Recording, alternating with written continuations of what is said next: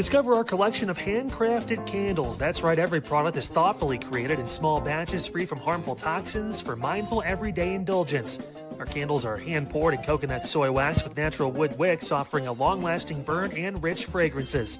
Create a cozy, safe ambiance for your home with candles from Alley Rose Fragrances.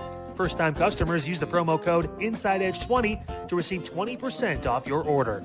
AlleyRoseFragrances.com, proud sponsor of the Inside Edge Podcast Network. Find us on InsideEdgeNetwork.com for the latest information on your favorite shows, personalities, and network partners. Plus, guess what? We have a merch shop. That's right, we have network polos, t-shirts, champion jackets, hats, and bottles. Rep the network. Every purchase supports independent sports and entertainment media. Use the QR code on your screen right now to check out InsideEdgeNetwork.com. That's InsideEdgeNetwork.com.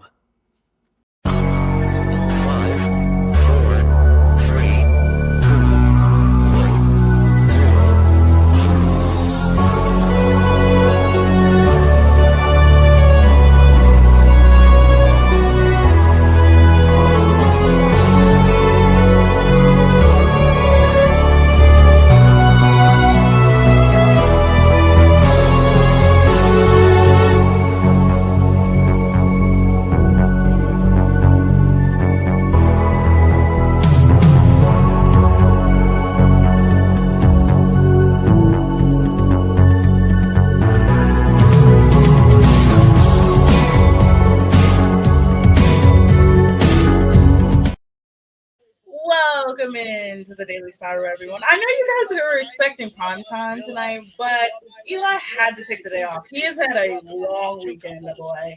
So for today, we have myself and Double A. Now, Double A, how has your day been? It's been a day. It's been a good day. The first time I realized today was Wednesday was when Kyle said on his show earlier today, welcome back on your Wednesday. I thought today was Thursday. So it's been a day. I have not slept either, but I don't have an excuse because I did not run a whole weekend music festival at all. So I have nothing for you, but I'm good. It sounds like from our pre-show meeting that you had a very adventurous day yourself, and it's been a day though. But I had a great workout, great stuff, great work, and off we go. Yes, let's talk about it. So, y'all, my life is nuts. Okay, I have to say this. To anyone who has ever supported us, please thank you so much. Whether it be family, whether it be friends, whether the people viewing on YouTube, the people viewing on Instagram, thank you. I have to tell you guys the funniest story that has ever happened to me. Okay? Hold up. Let me get my coffee creamer. Hold on. So I have to explain this. So I myself have talked about just how shitty my dating life is, right? And I got an interesting message last night, okay? I'm not going to say who sent it. I'm not going to say what the message said. Just know I got an interesting message last night. And this is where me, the program director at the Inside Edge Network, becomes a little worried. So I'm on my phone, Double A sending me memes. Actually not last night. So last night I saw Yes, I do not send you memes. I do not send you memes late at night. No, I don't send you anything late at night. No, last night I got a message. Well, I got a message and I didn't know, right? I saw something on socials and I was like, okay, I expected that, right? This morning, I get a text message after, we have a group chat and everything. And I'm like, I don't know this number. And this message was very sweet, very kind. And I was like, very sweet, very kind. But I was like, how did this even happen? So I asked this person, I said, so how did you get my number? I didn't get your message until this morning. Time out. I have a question before you continue. This cannot get lost. What was the first message that was sent to you? Oh goodness. Okay. I can't share the full thing, but I can share enough. Okay. I can share enough because if I say the full thing, it'll give it away. But I have to scroll all the way back because All the way back? Yeah. When you say all the way back, like you mean like different people you've been? No. This is the same person all the way back. All the way back, and this is all today. All today. I have to scroll. Okay, so this is at 1:00.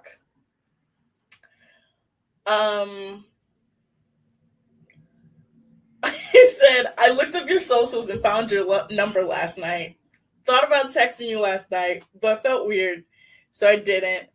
Now I'm still feeling weird, but I'm going to send it anyway. Now, mind you, I'm thinking to myself, who is this?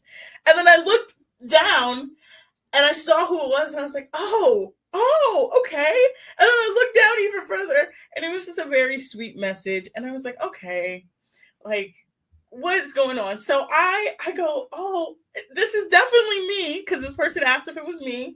I said, how'd you get my number? He said, I just looked you up on Google.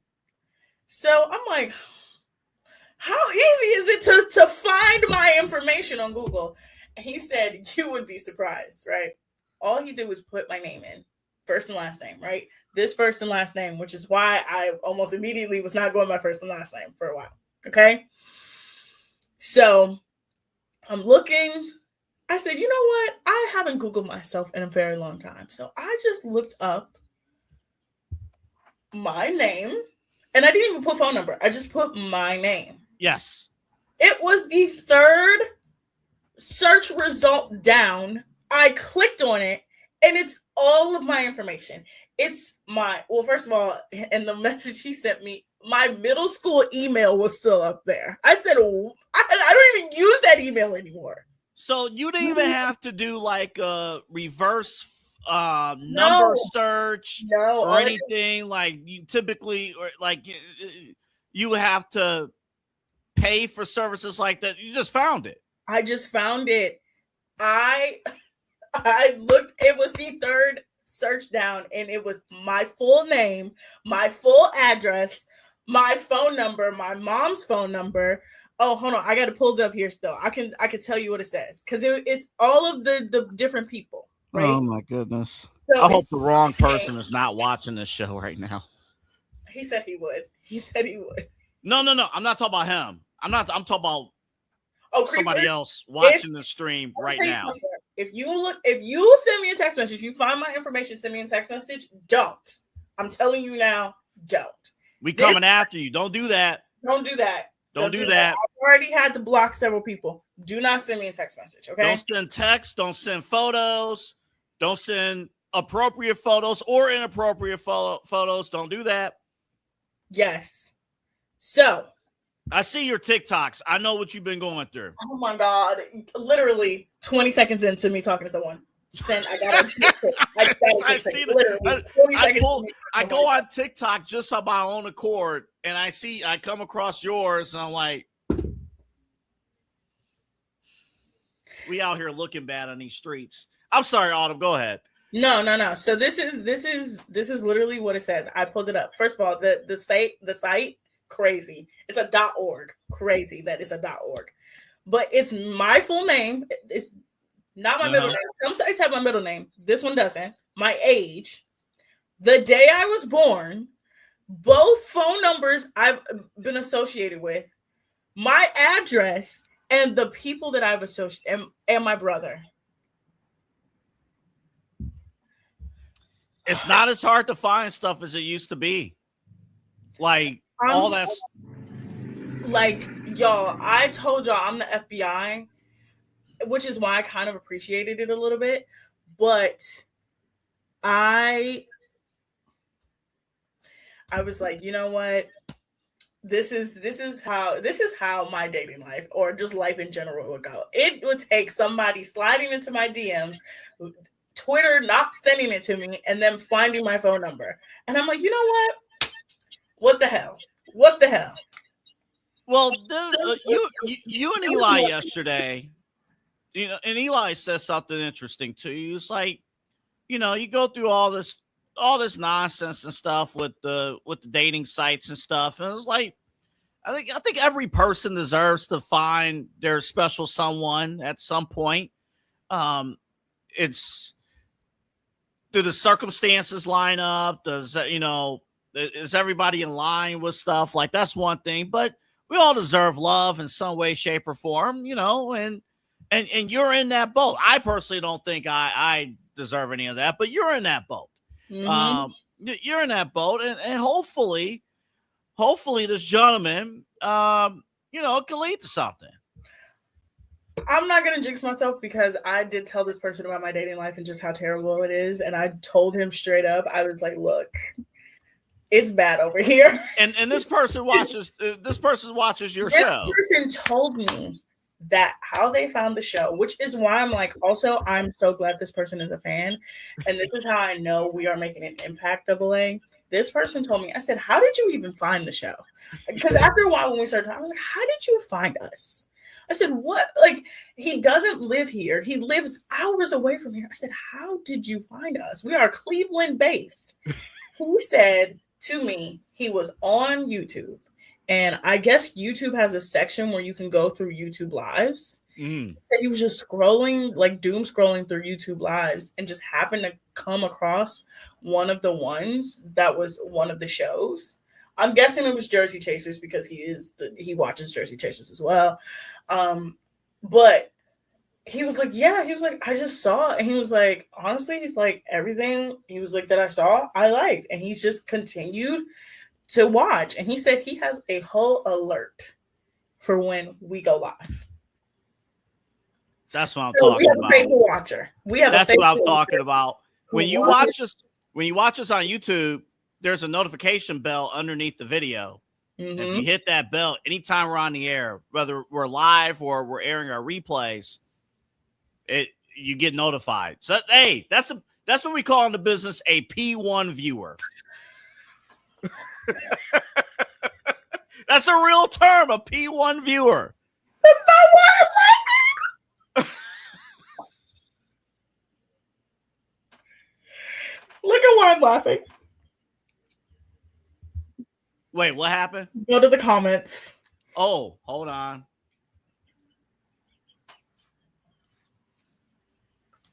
Yeah, and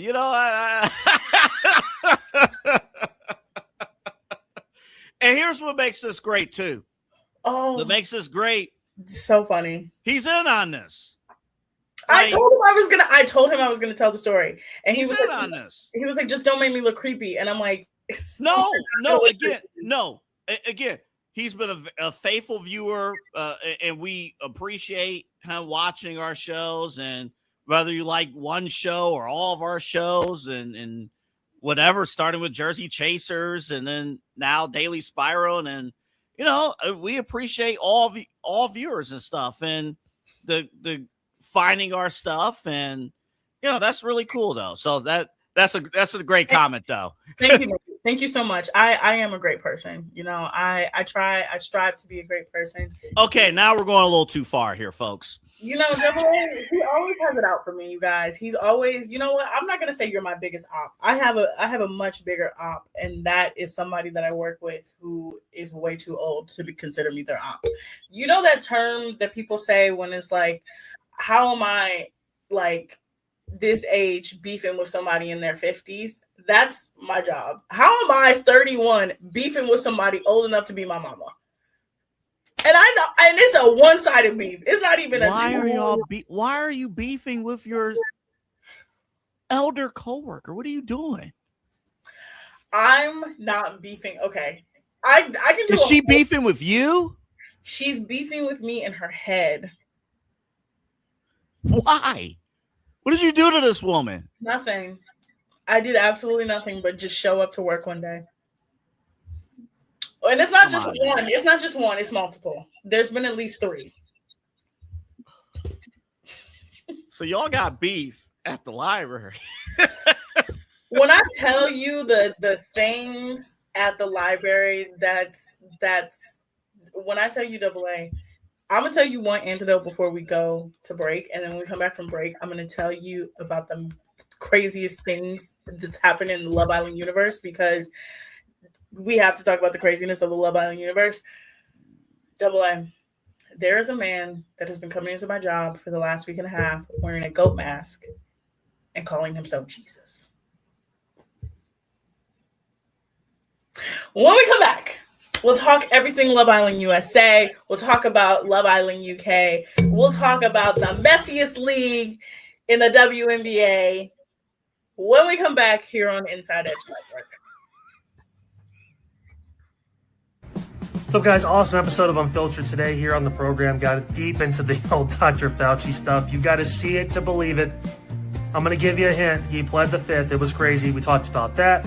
Got more into the Browns training camp. Hey, Deshaun Watson got the first day. Didn't look too good.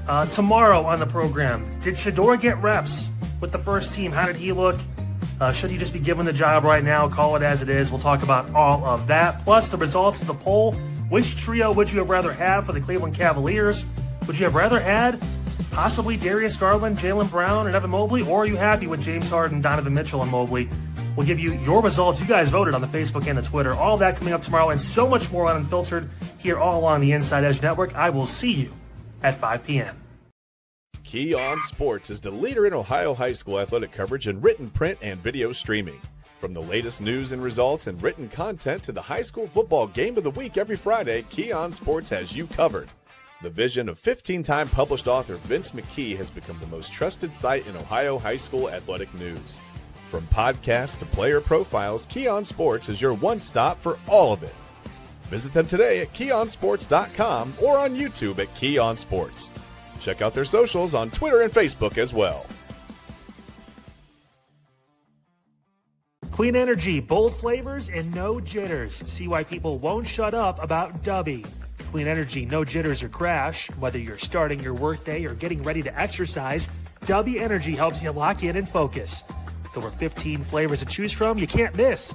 Order Dubby Energy right now by using the QR code on your screen and use the promo code INSIDEEDGE10 to receive 10% off your order. Dubby Energy, your energy-focused sponsor of the Inside Edge Network, Cleveland's digital leader. Discover our collection of body mists made with clean, minimal ingredients. Handcrafted with natural essential oils and clean ingredients, they offer a natural alternative to synthetic fragrances.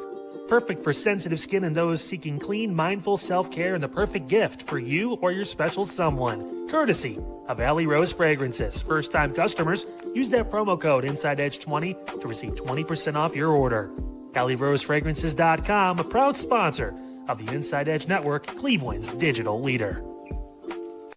Whether searching for a baseball autographed by your favorite World Series slugger, a signed football by an iconic Hall of Famer, or the jersey of a world-famous soccer star, you've come to the right place.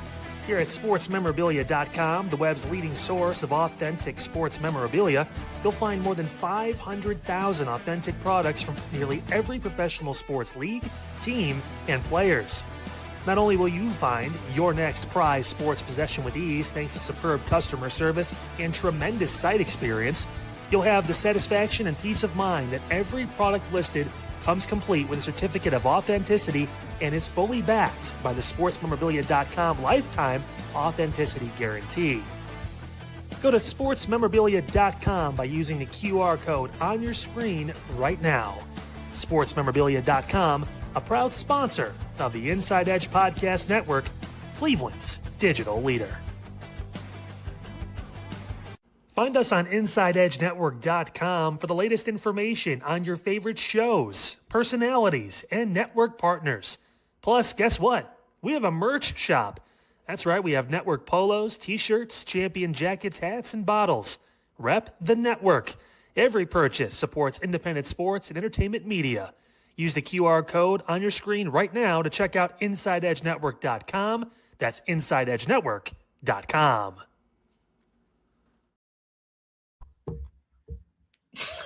All right, people, welcome back.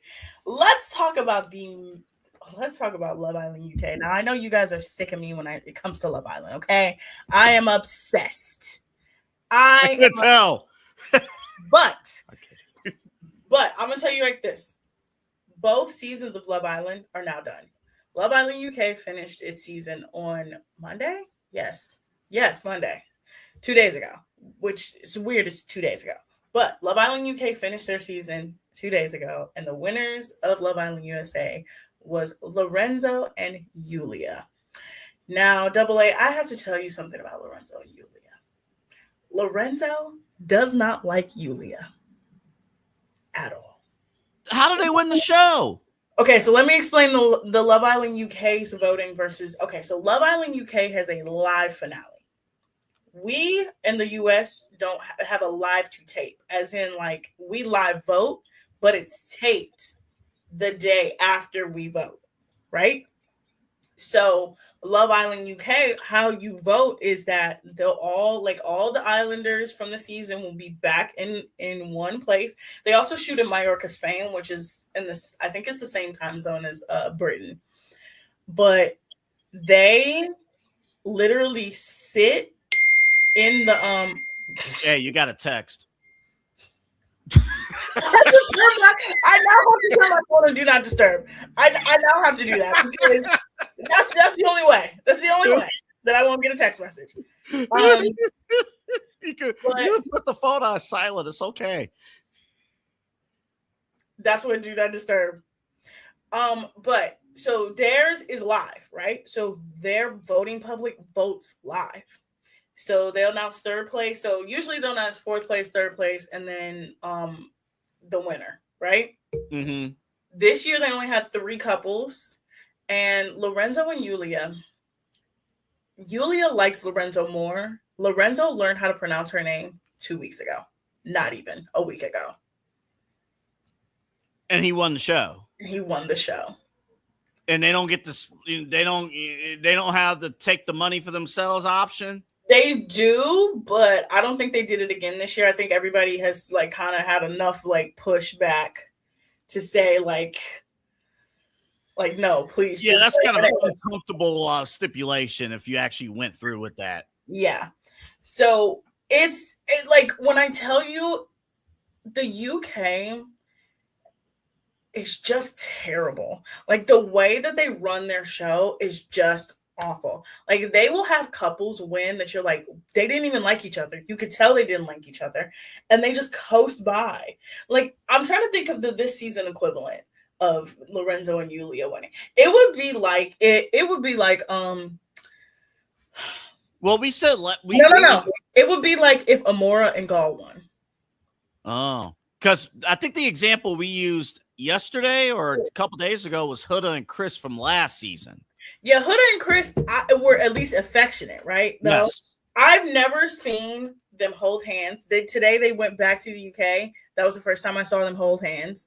We have a photo shoot. I guess we gotta pretend like we like each other. Yeah. Here come the cameras. Pow, pow, pow. And everybody, Lorenzo literally to everybody in the house, they were like, yeah, he just didn't want to be there. He straight up would just be like, like I'm here. And it treated it like it was a holiday or a holiday, as they would say in Britain. Do you think that's the key to success for winning this show in the future? You got to act like you don't want to be there. No. In the UK, yeah, I guess that's how you win, but not in the US. I guess there has to be something to that science that like, I really don't want to be here. Well, we're going to keep voting for you to keep suffering. And then if you make it to the final, guess what? We're going to give you some money. You're going to win the show. I don't know. Was he like liked in the villa? Yes. Okay. So let me tell you why he partially won. So first day, he was coupled up with this girl named Jasmine. Jasmine, beautiful, gorgeous girl, famous already, had a strong following online. She had a TV show. She dated a footballer. Like she was super famous, right? And Love Island UK will they don't care. They will, if you have a following, if you are like somewhat famous, they will cast you. They don't care. So he was coupled up with Jasmine. He didn't really try as much as he could. But like everybody was like, oh, like they didn't like it was okay. So then this boy named Kavan comes in, right? Mm-hmm. So Kavan is like, Jasmine keeps saying like, oh, he's my type, I like him, right? So there was a recoupling ceremony where Cav went first, and everybody was like, if Cav didn't go first, Lorenzo would have picked Jasmine, and eventually Lorenzo and Jasmine probably would have won because they had chemistry. Right. Then the public kept seeing them flirt with each other. They would be flirting with each other off camera. They would be talking to each other. They would pull each other for chats in secret. So the public dubbed it like the affair. Oh, yeah. Well, I mean, that makes sense. And even when he went to what is it? Where did he go? They went to Casa Amor, and the boys were talking about, oh, who do you miss more? Because he was coupled up with a girl named Yasmin, because it was a Jasmine and a Yasmin. And they were like, oh, do you miss a girl with the letters Min? And he was like, maybe. He was like, what's the first letters? He's like, I'm not going to tell you that. So again, it was feeding into the narrative that he liked Jasmine still. Then after that, he comes back with Yulia, and Yulia's just weird. Like, she's just very weird. Like, I've never got the vibes from her that I wanted her to like win the show. I just thought she was a Casa girl. Like, she gave the typical Casa girl vibes of like, right. Oh, you just want to be in this house because you want to win. Right. Right. Like you're happy to be on television. Yeah. Now, Casa girls and Casa boys are different. We again have seen the difference, but she just was very much antagonistic to the girls.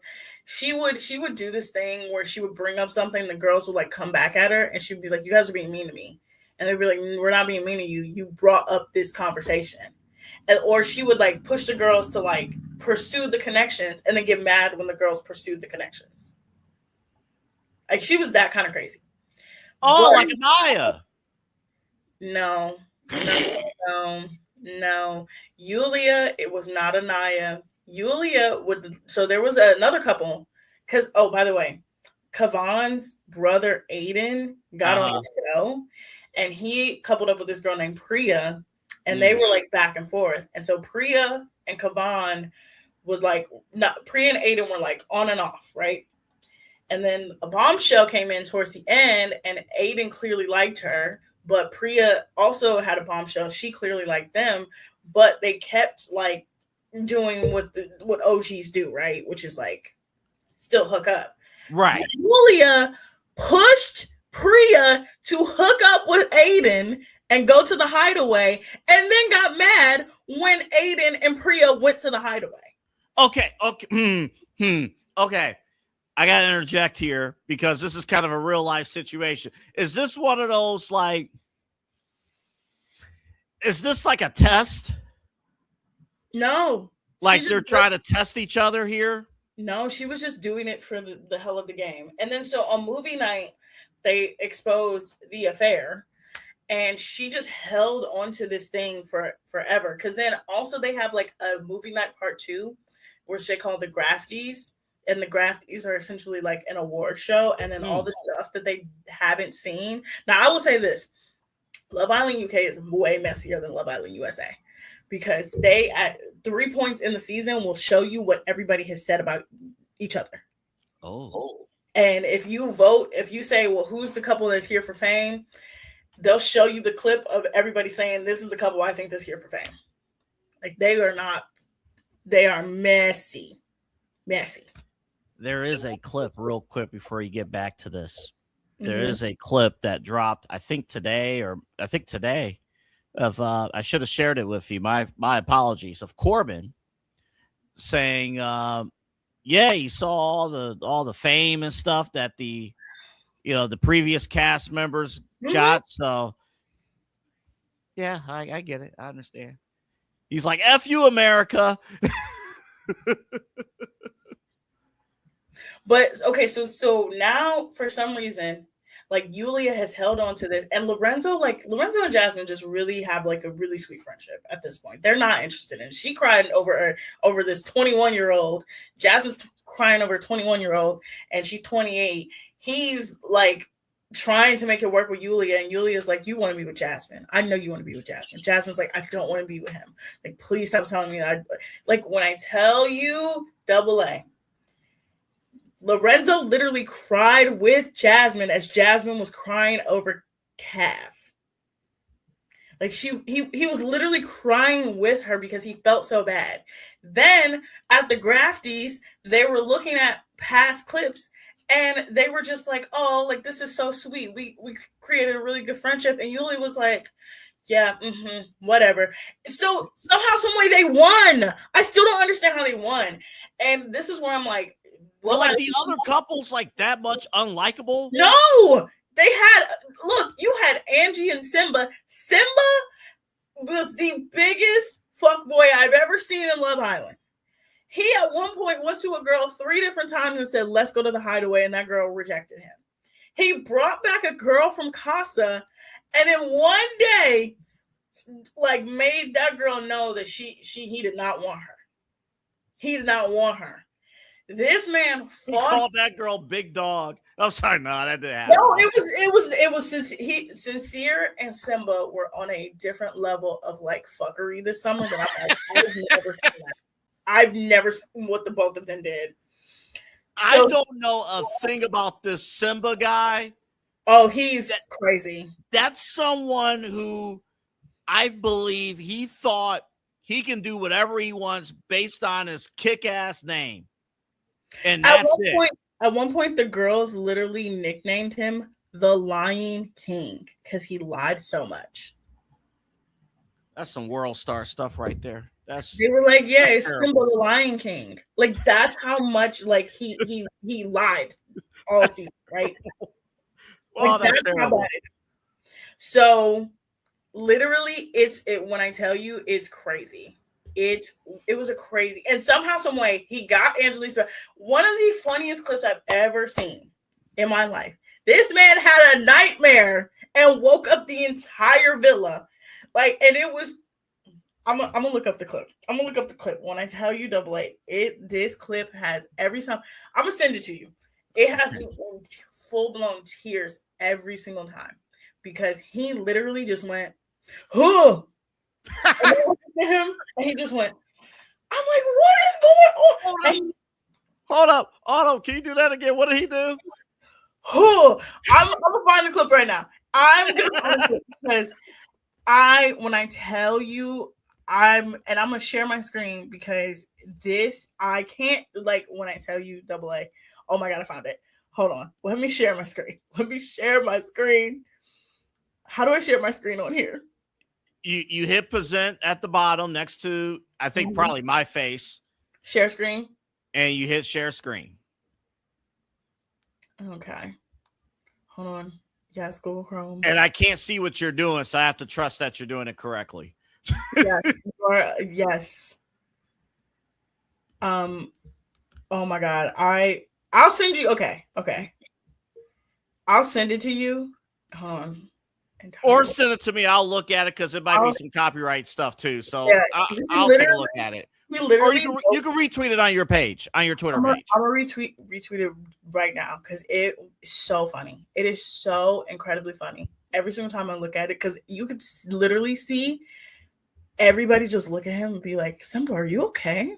And he just went. I'm like, what is going on? He wakes up. Well, you know what though? When dreams are bad, I don't know. I don't know what to tell you. Let me know when you retweet it because I'll look at it. I just retweeted it. Hold on, let me refresh. It'll show up at some point, but so and at one point, him and Angelista, the girl he's coupled up with, she like forces him to like fight, like get back into her good graces. She's eating her food, eating her breakfast. And she goes, "I don't want my hair to get in the way." He wraps his hand around her hair and she starts eating. And she's like, "Thank you." And I swear, he does this all on his own. Oh my God. All right, I have it right here. I forgot Twitter changed how they changed the layout on the mobile app, so the retweets is in a different section now. Hold on, let me see something here.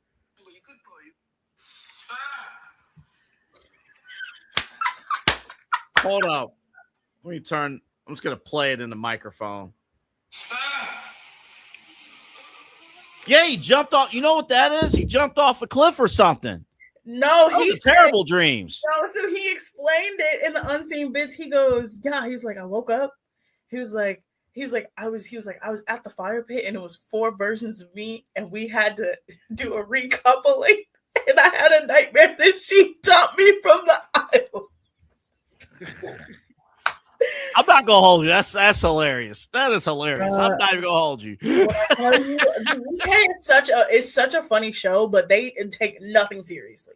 Not a thing seriously. I like that. That's cool with me. That is cool. If the cast is vibing, I'm good.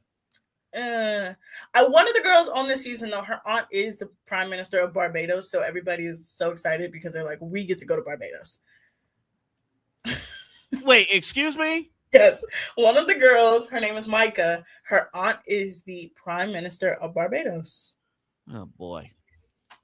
So what, next season, President Obama's daughter is going to be on the show? Look, we've had an American win the show. An American won the show last season. It's like Love Island UK is just crazy. But one last thing before we go to break again, before we talk about the messiest league. Trinity and Bryce, Carl and Anaya are currently on Watch What Happens Live. I think the show pretty much, I'm almost positive that it ended because Watch What Happens Live is only 30 minutes. So I'm pretty sure it's over now. But I did see a clip during the break. I'm going to tell you about it when we come back. And when we come back, we're also going to talk about the messiest league in professional sports right now, the WNBA, because we have more developments on this Dejanay Carrington, Alyssa thing. It's getting good. This is one of the greatest sports stories I've ever heard. We have been blessed with incredible stories this week between that and the freaking Popeyes condom story from yesterday. We have been blessed with great stories this week. Yeah, Dejanay did an interview with Funny Marco, and she made it very clear. So some things, and she's been on Threads. But when we come back from the break, we'll talk about some things that were said on Watch What Happens Live, and we'll talk about the messiest league. We'll be back. How's it going, everybody? Eli Moon here, one half of Inside Edge Primetime. Of course, Chad B and myself with you every weeknight from 10 p.m. to 11 p.m. Monday through Friday. Chad be on vacation this week, however, so I've been rocking solo and excited to get him back. I will be on vacation for just a day tomorrow. I will be visiting my brother in Columbus, who's been doing a great job out there down at Ohio State. We're going to go visit him, Papa Moon, Mama Moon, and myself. We're going to go see my little brother, and I'll be back Thursday, of course, for a very exciting Inside Edge Primetime. I'll get to recap my birthday. It's my official birthday on Thursday, so we'll talk about that. And, of course, we'll have a lot more to get into. I'm sure that some MLB trade news will break by then. We're getting closer to the deadline and so much more when it comes to Inside Edge Primetime. Of course, we wait for Chad B to get back next Monday, but the show will rock out this week for the rest of the week. Now, keep an eye out because tomorrow, as I mentioned, I'm off, Chad's off. That means at 10 o'clock, we will have the Daily Spiral, Autumn Chisholm and Anthony Alford. And then at 11 p.m., Midnight Run runs a little early at 11 p.m. Double A Anthony Alford. Stay locked in here at Inside Edge Net. Across all the socials, InsideEdgeNetwork.com is where you're going to want to go read about everybody. And, of course, we're on Roku as well. Inside Edge Network app on Roku. Appreciate all your support. And we will see you. Well, not me. Not tonight. But, of course, we all will see you later on tonight on the Inside Edge Network. Fanatics isn't just our name, it's who we are. Loyal, passionate fans dedicated to our favorite teams and to the sports we love. That's why we're honored to be able to offer fans the world's largest collection of official sports apparel and sports jerseys from all leagues, teams, and players you love.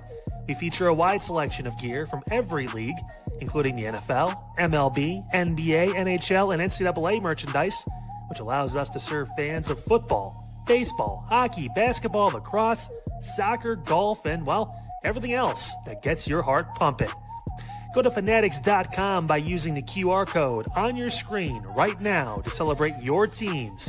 That's Fanatics.com, a proud sponsor of the Inside Edge Network, Cleveland's digital leader.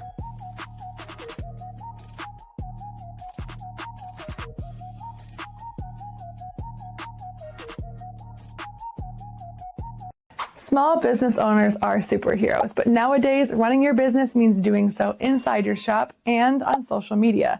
That's why you should make Omega Video Marketing your sidekick. With a decade of content creation experience, I create dynamic, informative, and fun videos for your specific social needs that will increase brand awareness, get you more followers, and keep your social pages and websites current and fresh. I offer flexible pricing and turn times and will work with you to understand your brand and your story. All of that comes from the heart. My award-winning expertise is just the cherry on top. So let's get connected. After all, your brand is the alpha and my expertise is the omega. Discover our collection of handcrafted candles. That's right, every product is thoughtfully created in small batches free from harmful toxins for mindful everyday indulgence. Our candles are hand-poured in coconut soy wax with natural wood wicks, offering a long-lasting burn and rich fragrances. Create a cozy, safe ambiance for your home with candles from Alley Rose Fragrances. First-time customers use the promo code InsideEdge20 to receive 20% off your order. AlleyRoseFragrances.com, proud sponsor of the Inside Edge Podcast Network. Mosser Moments Photography is a husband and wife wedding photography team based in Cleveland, owned and operated by Inside Edge Network's very own Ryan Mosser and his wife Hallie. For the past 10 years, they've captured more than 100 weddings across Northeast Ohio and beyond, always working together as a true two-person team. Their style centers on authentic, emotional storytelling, documenting the real moments between two people in love and creating images that feel natural, comfortable, and true to the couple. Rooted in Northern Ohio but inspired by their travels, Ryan and Hallie bring a warm, personal approach to every wedding day. Their work blends experience, consistency, and a genuine passion for helping couples relive their best day through timeless photography. Learn more at MosserMomentsPhotography.com by using the QR code on your screen right now. MosserMomentsPhotography.com, a proud sponsor of the Inside Edge Network, Cleveland's digital leader.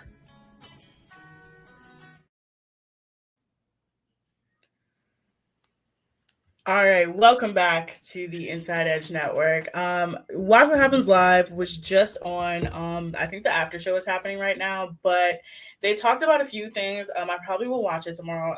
Honestly, there's nothing really of interest. So Andy does little games. So he had an agree or disagree game. And there was one part that I was like, ooh, this is going to be brought up at the reunion. He asked if if you agree that the girls didn't make Soul feel like she was integrated into the house, and everybody disagreed. Really? Because Soul, remember, she went on After Sun and was like, the girls didn't treat me fairly. I was alone. I was pretty much by myself. And we know that's not true because everybody like went out of their way to sort of like make her feel welcome. Literally, Trinity walked her around the house to like give her a tour. So Trinity, Anaya, Bryce, and Carl all agreed that no, the girls definitely made Soul feel welcome in the house.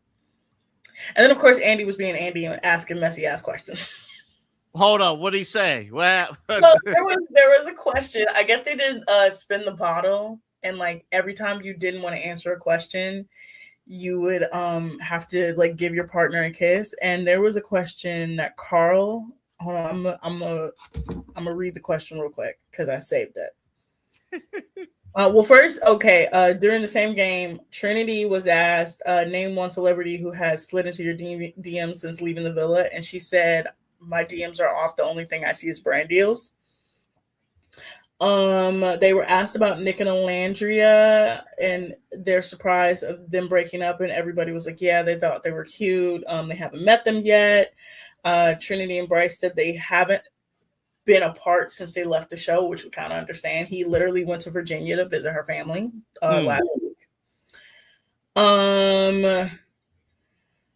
He was asked, besides you, which Casa Boy did you wish made it back into the villa? And he kissed Anaya instead of answering the question. He was like, I'm not about to get myself in trouble. No. That's good answer. Good answer. They asked him apparently about KC, and he said something about it being locker room talk. I honestly, the context of it is probably like different, but messy. But Andy's messy. Andy will get you caught up in questions. And look, we know Carl does not like Casey, but Carl is also nice. So he can't say on a nationally live television show, man, I can't stand that man. I wanted to mollywop him as I was can't say that. Even though the way he looked at him on movie night says differently. The way he looked at him on movie night, the fact that every single time he'd be talking, he would just look away. The way he was looking at the recoupling, like looking at him, like, God, I can't stand you.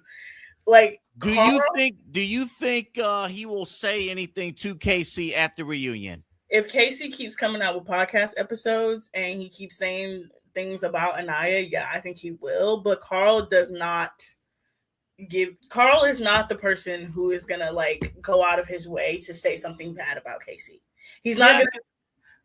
Carl just vibes that he's just a nice guy, and he's like, look, I just want everybody to get along. We lived in the same house together. Just stop talking. He gives me the kind of vibes of a guy that's like, look, I don't have no problems with you. You don't have no problems with me. Stop talking about my girl. That's the vibes I get. It's like different context, but Baby Boy, I was just watching that the other day. You know, I try to keep peace around here out of respect for your mama. But here you come.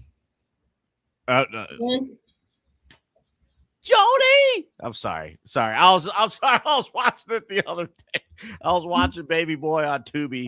I have it in my mind. Oh my God, you didn't just go to BT the 50 million times they played it as we was growing up? No. First, well, I don't have full-fledged cable anymore, and I'm not watching a movie on BET where Mother Effers is referred to as Mother Suckers, followed by 20 minutes of commercials during their movies. I'll pull it up on Tubi, which Tubi low key is a phenomenal. I know some of the movies are iffy, they're originals, but they have classics on Tubi. Hey, look, the Tubi movies are bad. The Tubi TV shows are very good. I could tell where their budget goes. Okay.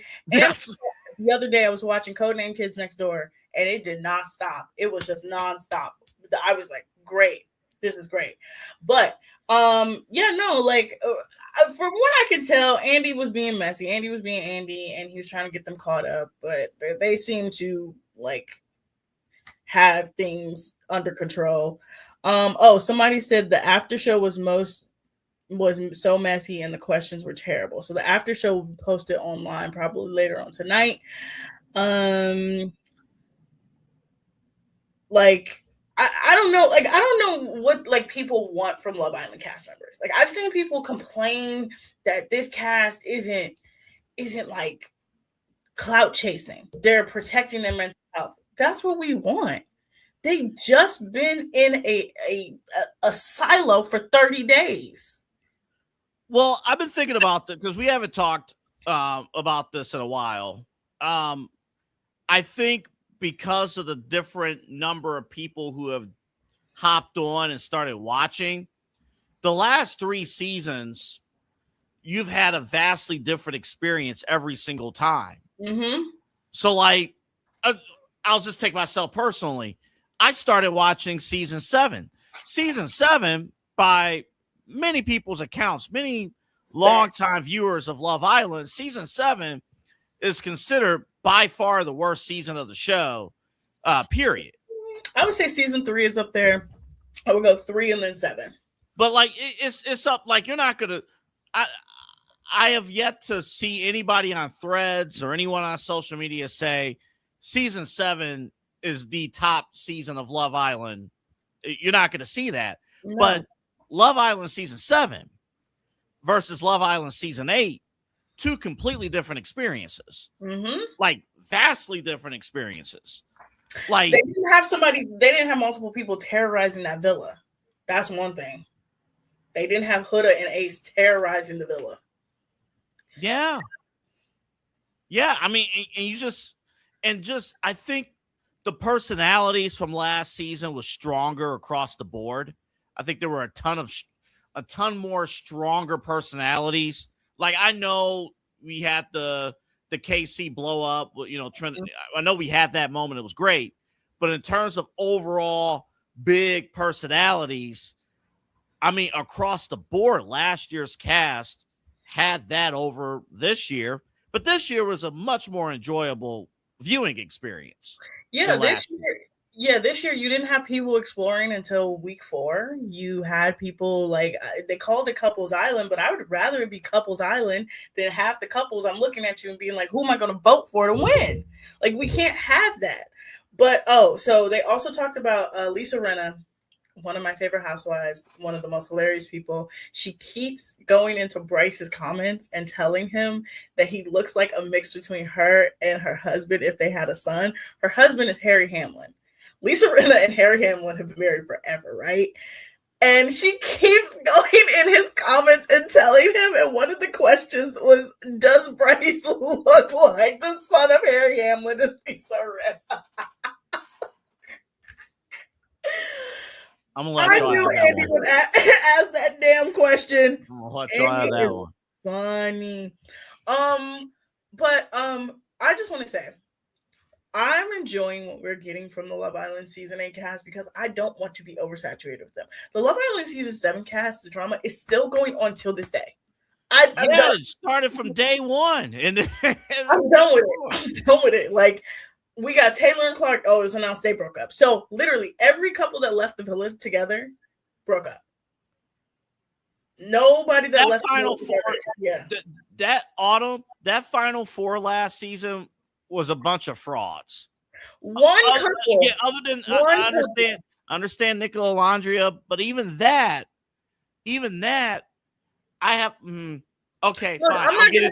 I'm not gonna say they're a fraudulent couple because I love them both, and I think that they were together for a year, and she got super busy, and he got super busy. Yeah, I take that back about those two. The other ones, come on now, and but I'll even say this about Nick from last year.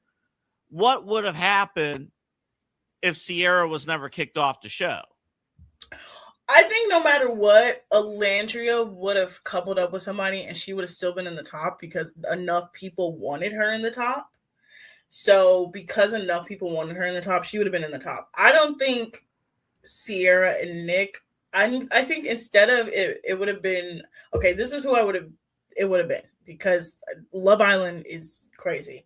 It would have probably still been Amaya first, Alandria second. It would have been Hood a third because she had a very popular fan base, and then it would have been Nick and Sierra fourth.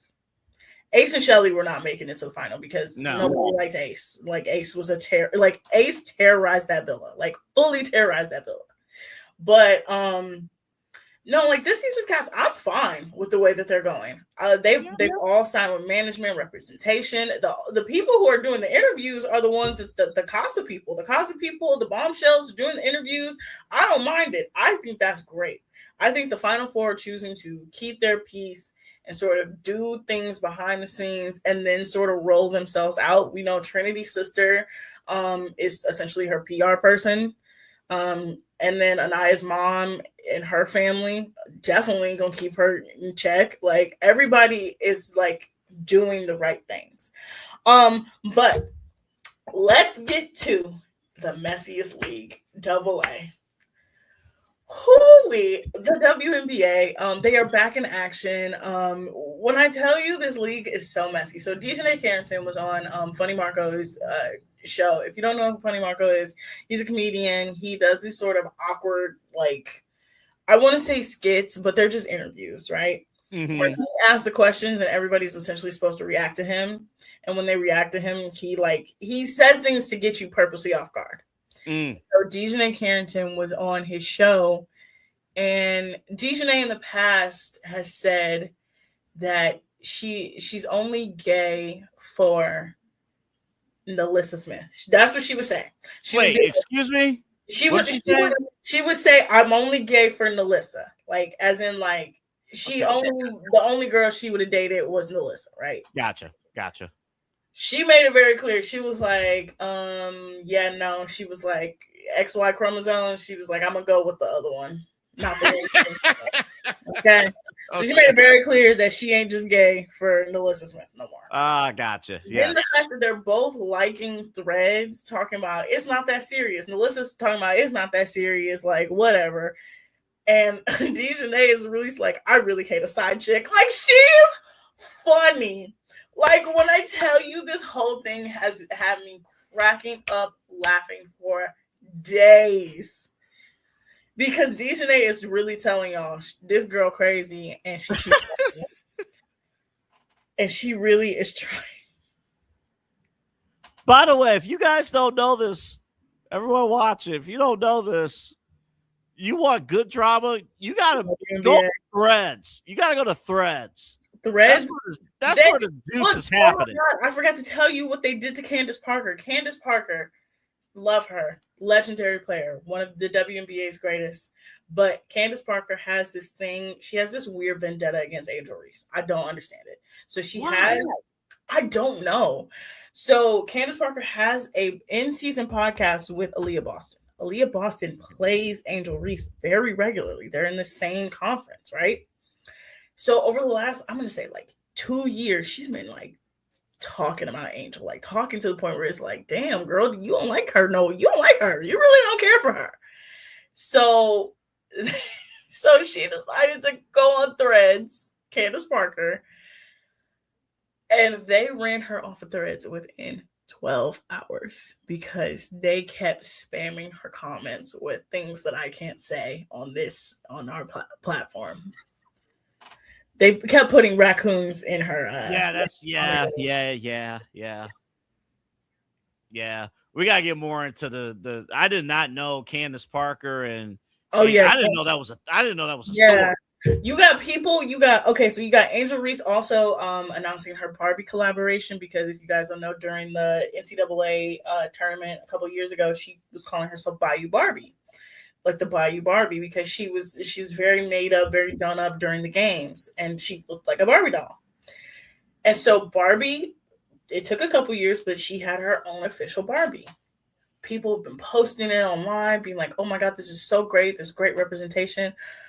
Why have people been AI generating Caitlin Clark and her having a Barbie doll? Somebody photoshopped a little girl who was clearly white in blackface with a white Caitlin Clark doll.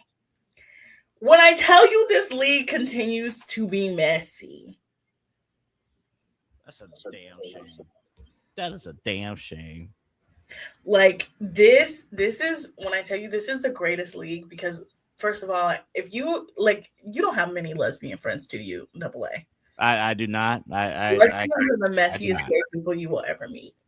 The 1 minute they will be in love, love you, baby. You will be talking to your friend and they'll be like, yes, I'm so in love. You'll be like, oh my God, that's great. The next minute you talk to them, literally a day later, yeah, fuck that girl. I hate her. What happened in 24 hours? And you're like, gee. And then you find out that the girl did the most diabolical thing you could ever do. And you're like, you know what? I do. You know what? And then you'll take up for your friend. You'll be like, yeah, fuck that girl. And then 3 days later, they'll be posting again. You'll be like, you went back the most. And what do you do as a friend? All you could do as a friend is just be along for the ride and support. I have a friend who I love her to death. I love her to death. Her relationship, I had to tell her at one point, I said, if you are not breaking up with her, don't tell me nothing about her. Don't tell me a thing. I said, you told me she was cyberbullying you. She messed up your car. She did all this stuff. I said, don't tell me anything ever again. And her is sweetest can be. Sweetest pie. But I'm like, oh my God. And so when I look at the WNBA, I'm like, this is like combining lesbian messiness with professional sports. Chef's kiss. Why are we not? Why is the WNBA not, or the Players Association? I don't care how it technically has to happen. They should be going to Netflix right now. You know, Real Wives of the WNBA, something. I don't know. There should be an in-season reality show. It would knock Hard Knocks out of it would blow them out of the water. Okay, so they have a miniseries on ESPN right now. But it's not messy. It's just sort of like a documentary. Yeah, no, But- I don't want that. No. But I there is mean, a you can have it. It's fine. They need to be on VH1 or something. There is a guy who calls himself, he's a basketball husband. And he's like the day in the life of a basketball husband because his wife plays in the WNBA.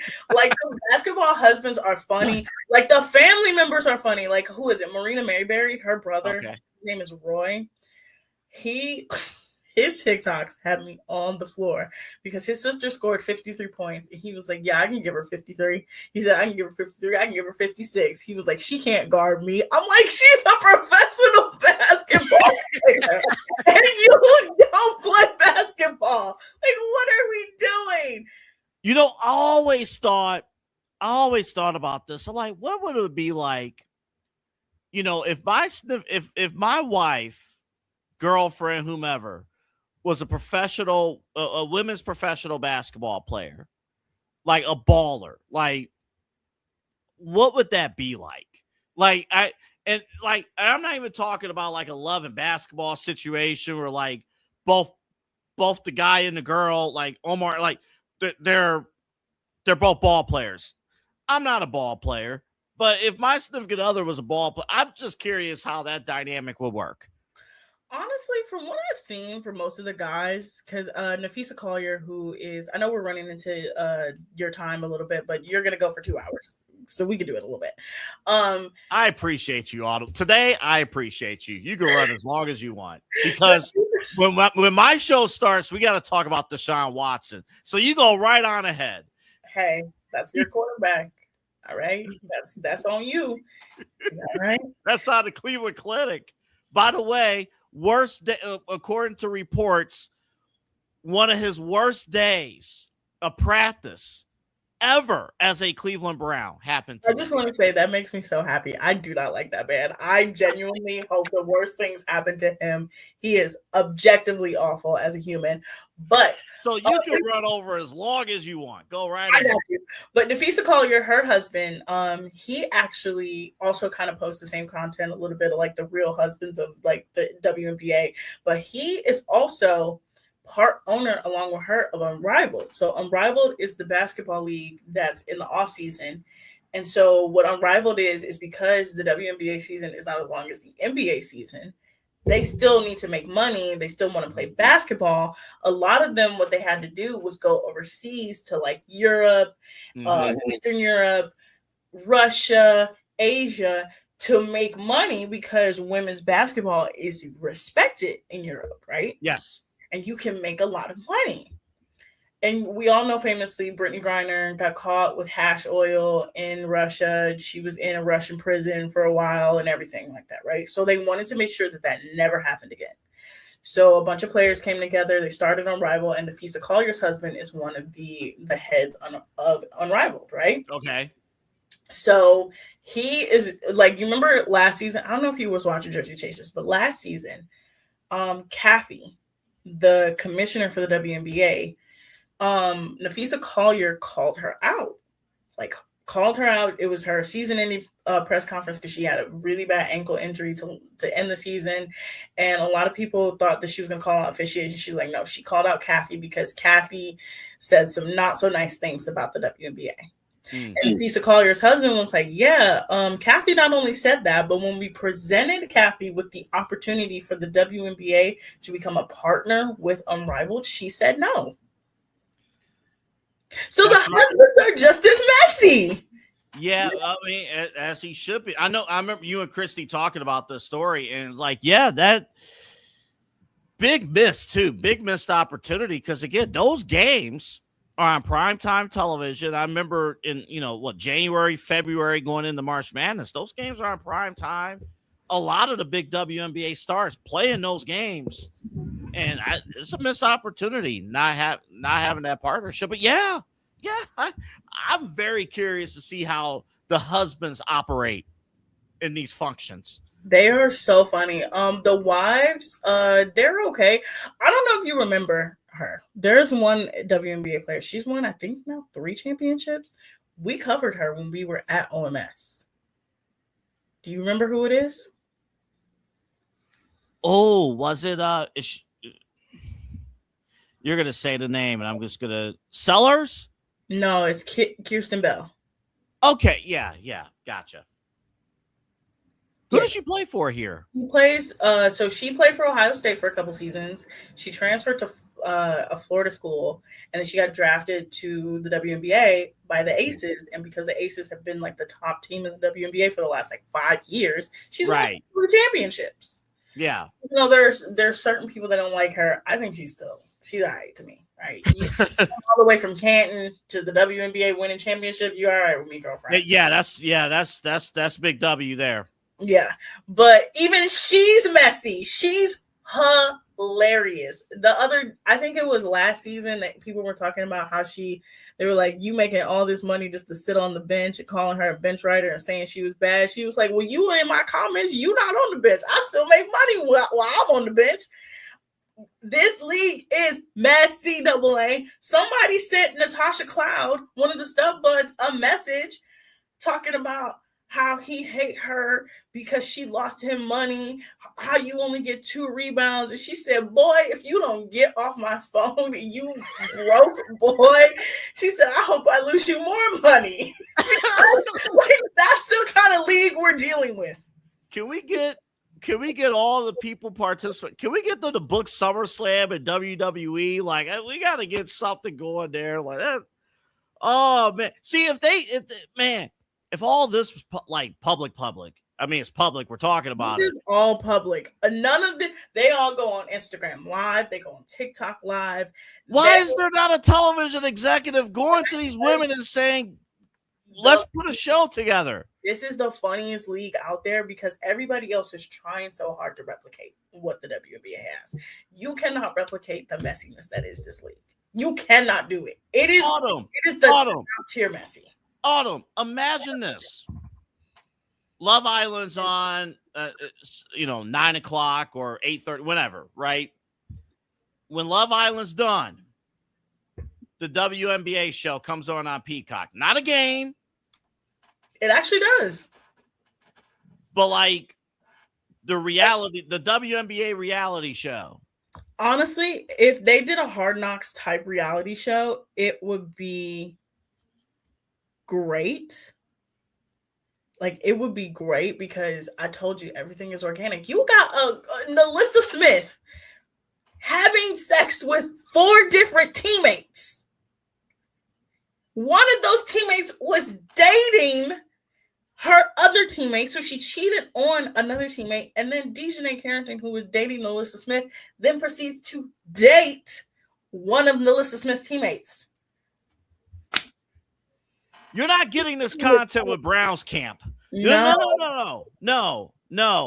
A WNBA Hard Knocks will blow the NFL's Hard Knocks out of the water by the end of season 1. I think more people, if Peacock picked that up, the Stud Bud stream was more entertaining than anything that happened. You had the number 1 pick in the WNBA drunk off of Hennessy talking about, I'm a politician. What other league do you got Paige Beckers? You got Paige Beckers in the club, taking off all her clothes, dancing, looking over at her girlfriend, who was also the number 1 pick, and then shrinking down and being like, I'm not dancing that fast. Like, when I tell you don't understand, this league is hilarious. The Stud Buds were on a 72-hour stream, and the one of them woke up with a thing 1 wig on and said, oh my God. Oh man, that's terrible. Oh man. Oh my goodness. That's terrible. That's awful. That's man. I have no words. All right, I have to switch to my studio. Where is my studio? There it is. Oh, tomorrow, AA. Tomorrow, because it's gonna be me and Eli, right? Correct? Oh, good. Either you and Eli, or you might be solo. I'm not sure yet. Please don't make me solo again. I can't talk into the void. I'll see if Eli's good for tomorrow. If he's good for tomorrow, I want to talk about innovative podcast interviews, not podcast interviews, innovative interviews, a la the Hot Ones trend of it all. And now there's a new one called Royal Court. Write it down. You need to go watch Royal Court. It is, you remember Kombucha Girl? Brittany Broski? Like she had the reaction to kombucha. So okay. Yeah. She has a show on YouTube called The Royal Court. And she said that it came out of her love for like Game of Thrones and medieval times. And she makes celebrities dress up in ridiculous, like medieval style outfits. And then she just interviews them. And she will ask them the most ridiculous questions. Like at one point she asked Josh Gad, she said, "Do you know you and Matt Damon have the same face?" And he was like, "Huh?" What? And he was like, "I think there's light is shining a little too bright in your eyes for you to think Matt Damon and I have the same face." She's had a lot of people on there. So I want to talk about sort of this new way of interviewing people and why some people don't like it. I personally do it. We can talk about that. I can also educate Eli if he's going to be on the Messiest League. Because I'm pretty sure we can go to sleep and there's gonna be some more stuff that happens. The Atlanta Dream beat the Dallas Wings in a last minute. I think it was a buzzer beater. I'm almost positive. Okay. We could also talk about. I can tell you guys about the ultimatum. Remember when I was? You never got to that. I don't think you ever got to that. No, I can tell you about the ultimatum and how it is still. It's one of Netflix's craziest shows. I'm gonna give you a little bit of preview. All these couples have been given a marriage ultimatum, so they are then put together with a bunch of other couples that have marriage ultimatums. They are then separated, and then they have to switch couples. And they are trial husband and wife with other couples to see if the ultimatum is worth it. So see if they'll get married or not. So this is wife swap with stakes. Yeah, essentially. Yeah. This. There's been 6 seasons, 4 seasons of the regular, 2 seasons of the queer one. Guess which one is the messiest one? It's kind of obvious. It's actually very obvious. Mm-hmm. Very obvious. Mm-hmm. And I've been to I've attended a gay club once back in Sandusky. It's very. I was just again not interested in any of the stuff that was going on, but it's very entertaining in terms of conversations and stuff that was happening. It's always entertaining. It's a lot. Would you do? Boy, I'm way over. Eli's gonna kill me. Would you do? If I know us, I'll take the hit for the overrun today because this was my idea. I'm trying very hard to avoid Deshaun Watson. My last question, then because we have sound, we're gonna hear from Todd Monken, you're gonna hear Denzel Ward, and then also Ryan Day talked today. But my question: if us as a station did a Hot Ones series, oh my God, would you participate? No. Double A, I'm going to tell you one very embarrassing story, and then I'm going to go. A couple months ago, no, it's almost a year ago now, I went to Buffalo Wild Wings with some friends, right? I didn't know the Buffalo Wild Wings has an all-you-can-eat option, right? Had no clue. I didn't know they do. Yeah, so at certain times on certain days, you can do all-you-can-eat wings at Buffalo Wild Wings, okay?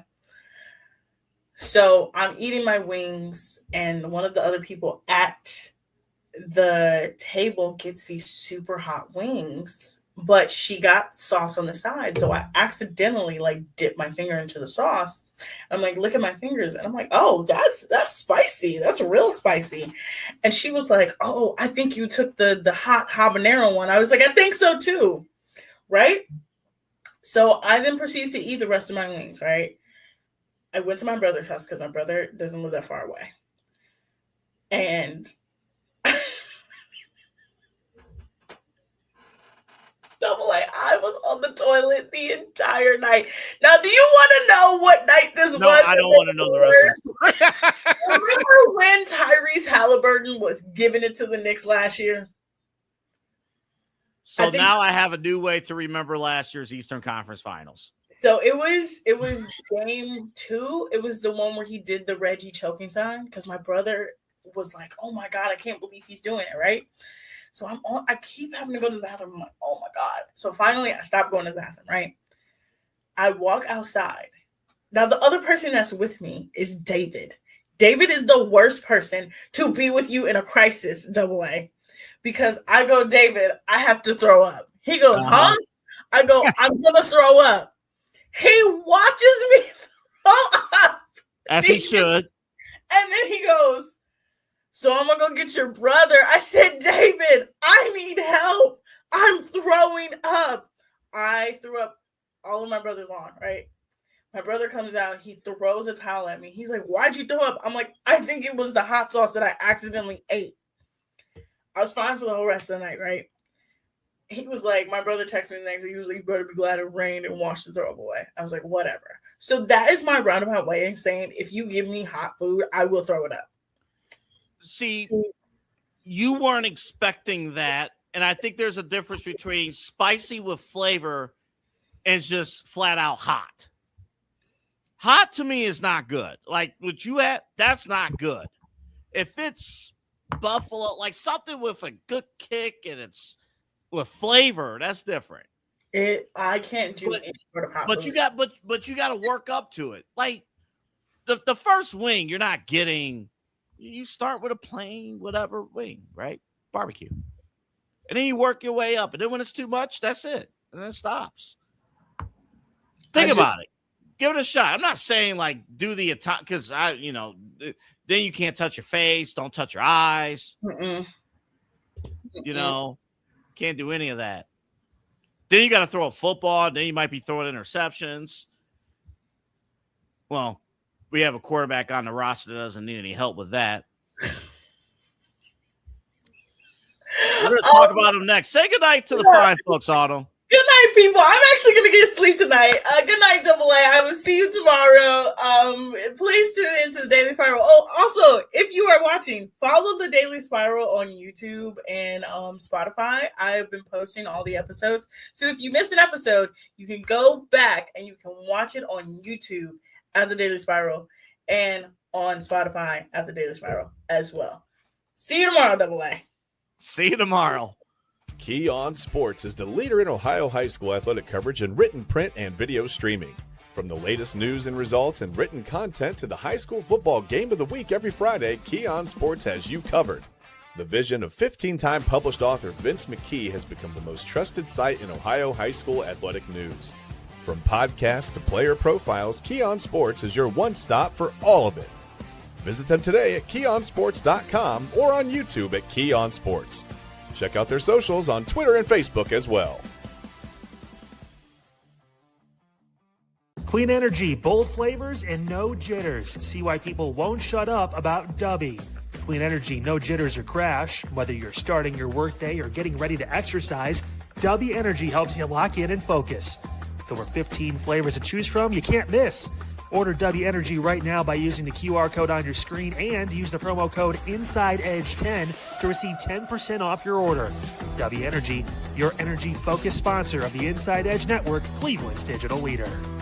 Discover our collection of body mists made with clean, minimal ingredients. Handcrafted with natural essential oils and clean ingredients, they offer a natural alternative to synthetic fragrances.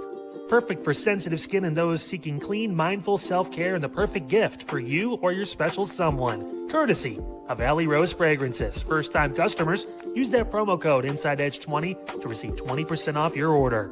AlleyRoseFragrances.com, a proud sponsor of the Inside Edge Network, Cleveland's digital leader. Whether searching for a baseball autographed by your favorite World Series slugger, a signed football by an iconic Hall of Famer, or the jersey of a world-famous soccer star, you've come to the right place.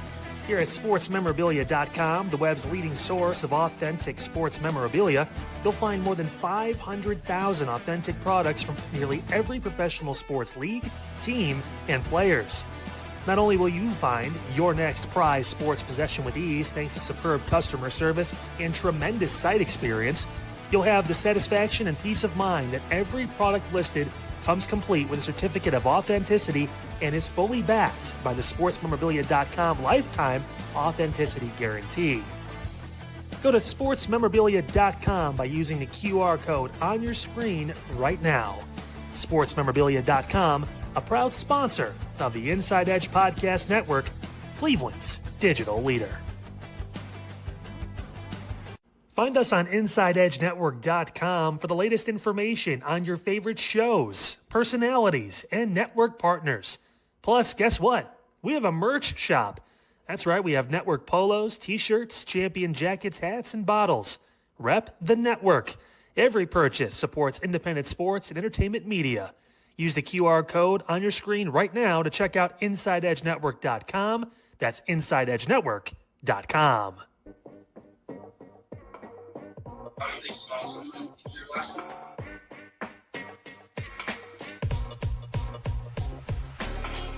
This is Midnight Run on the Inside Edge Network.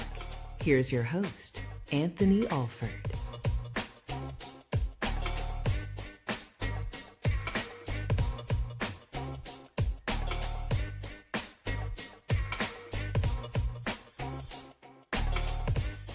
And hello, everybody. Welcome to Midnight Run here on the Inside Edge Network. Great to have you along. My name's Anthony Alford.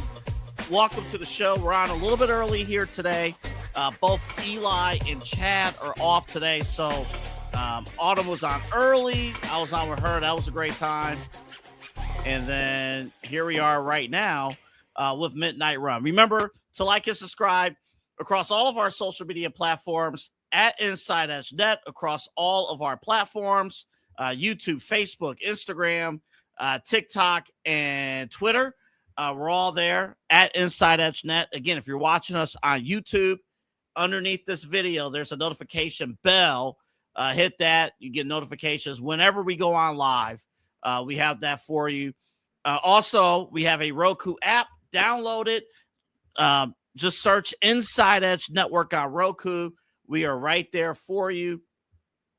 Anytime our programs are on, you can see us there. And, of course, go to our website, InsideEdgeNetwork.com.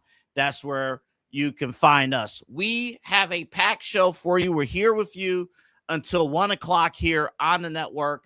And, folks, I just have to say, summer's over. We are in the sports business. We call today back to school, back to whatever, like back to work. The NFL calls it back to football, and not just the NFL, but also college football. The Big Ten had their media days. We're going to hear from Ryan Day. We're going to hear from Todd Monken, Denzel Ward. We're going to hear from as well. We got big news coming out of that. But today's top story, it is the story. It is the story which you could say, are you surprised?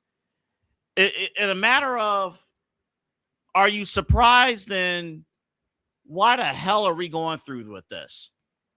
Deshaun Watson struggling at camp. Day one at camp, Deshaun Watson struggling. We're getting reports from various, those connected with camp today in Berea that Deshaun Watson, as a member of the Cleveland Browns, had arguably his worst practice. In the 5 years he's been here, his worst practice happened today. Now, listen, it's day one. It's under a new system, new coaching staff. Obviously, it's Todd Monken driving the bus, not Kevin Stefanski, who's dealing with his own quarterback issues down in Atlanta. They don't have anybody to suit up a quarterback for Atlanta. Hello, Dylan Gabriel might be your week one starter in Atlanta if they want to make a move there. Give us a call. But Deshaun Watson, not looking too good. I know there are the QB stats, and we'll show you the QB stats. And I'm understanding of the fact that, with camp, and let's be mindful about camp. Camp is long, right?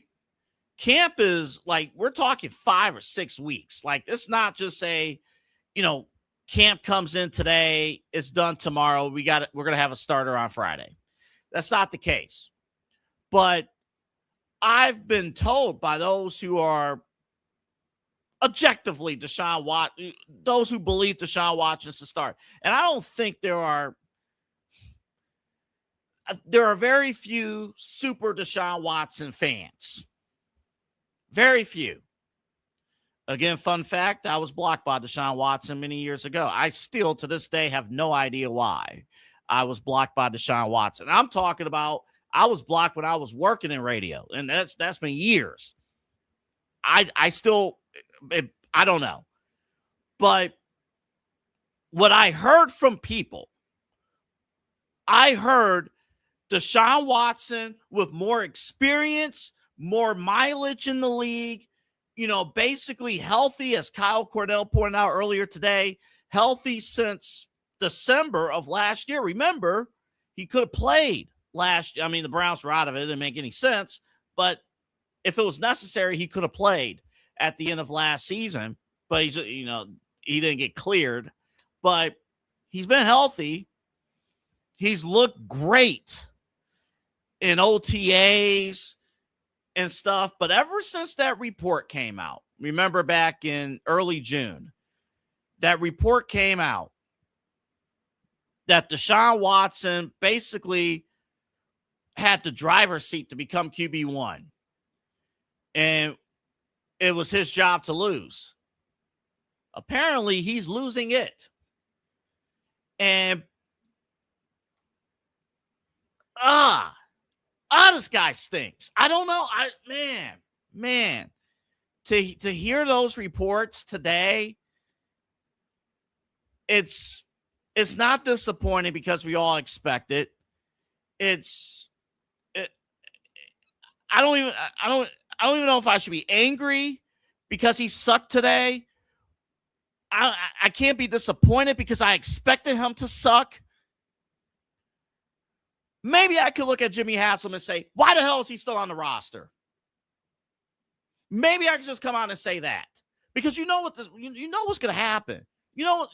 And I forecasted this. My job is to forecast things. It's not just to say, oh, I like this guy, so this is what I'm here to forecast what's going to happen.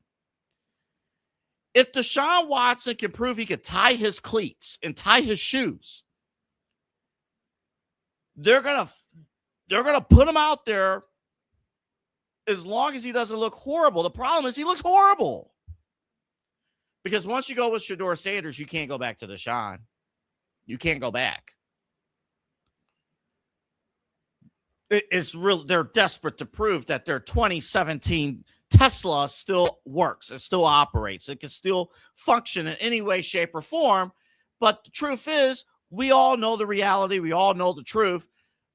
But how far can you go when bad money is spent? How far can you go? Tom Monken talked with the media today, I believe before practice, and this is what he had to say about the quarterback battle. Yeah, nothing's really changed. We anticipate alternating. First of all 4 quarterbacks are going to compete. They all won't get equal reps. Obviously, we will alternate just like we did in the spring, Deshaun and Shedeur with the ones. Easiest way for me to say that, and it still won't stop you from asking, not you particularly, but everybody in general, is the first game. And we're going to have a starter the first game, right? I mean, ultimately, I'm not going to decide who the starter is. They decide by their play. Their play decides who the starter is. I don't have any preconceived notions of how they played in the past or how they're going to play. I only can, with my eyes, judge. And guys got to play well around them. I think we've shored up some things up front. We've added some weapons on the perimeter, so I think that's going to help. But they'll decide who plays. I don't decide who plays. The players decide who plays. And that's courtesy of the Cleveland Browns with that cut. I do agree with Kyle. He mentioned earlier, it's like any coach who says that the players decide who starts, they're full of it. Don't buy into any of that. They are completely full of it. It's your job as a head coach to make the right call and to make the right decision and to go with the guy who gives you the best opportunity to win today, tomorrow, and down the road. And none of those three options applies to the guy that you're paying $250 million to. Now, again, and I stand by this. I truly believe, and I stand by this, and again, I don't mind if somebody tells me that I'm way off in my assessment, but this is how it looks from the outside. All the coaches, I'm not saying Todd Monk is not qualified for this job. I think he is. There's a breath of fresh air with training camp, somebody who's open and honest, somebody who's actually willing to openly talk and show personality to the team, different flavor. But I ultimately believe you looked at all the coaches who was interviewed for this job back in January and February. Everyone who was interviewed, in the back of my head and just the pit of my stomach, I'm sure there was a question asked to some of the younger guys who were interviewed. So what are your plans for Deshaun Watson? No, I'm not. I'm serious. What are your plans for Deshaun Watson? And I don't think any of those younger coaches who answered or who was interviewed had a legitimate answer to that question. You know, Grant Udinski, Nate Scheelhaus, and others. I don't think they had a real answer about what they wanted to do with Deshaun Watson. Because there's only one correct answer, and that's toss that NFL career to the trash. That's the right answer. But you don't want $250 million worth of debt. And and more importantly, you don't want $250 million worth of failure on your record. So they brought in a coach who actually had a plan for Deshaun Watson. Again, to the credit of Andrew Berry and the Cleveland Browns to this point, the roster around the quarterback room looks very promising. Very promising. Hopefully, by the end of the season, we will know who our true wide receiver one is. And his name will not be Jerry Jeudy. It could be Casey Concepcion or Denzel Boston. It could be one of those guys. Harold Fannin coming along at the tight end position. So you have something there. Backfield's coming along. The big question, and we're going to talk Brown storylines, training camp storylines, not related to the quarterback in a little bit. But one of the big storylines is the offensive line. DeJuan Jones and Spencer Fano, you got that competition going on. And then that's just on the offensive side. We're not even focusing on the defense. But you have surrounding this quarterback situation a young roster. In fact, there was a poll that was posted in the last few days that had the Cleveland Browns ranked in the top 5 of best rosters with guys under the age of 25. That's here in Cleveland with the Cleveland Browns. So there's a lot of great things on this roster. A lot of potential. This is the perfect developmental roster that could sneak out some W's. That if things go right, will compete against some of the top teams in the National Football League. What are we doing with this Deshaun Watson thing? Why are we even bothering with this? And it shouldn't be a hot take. It ain't a hot take. It's not a hot take. The dude stinks.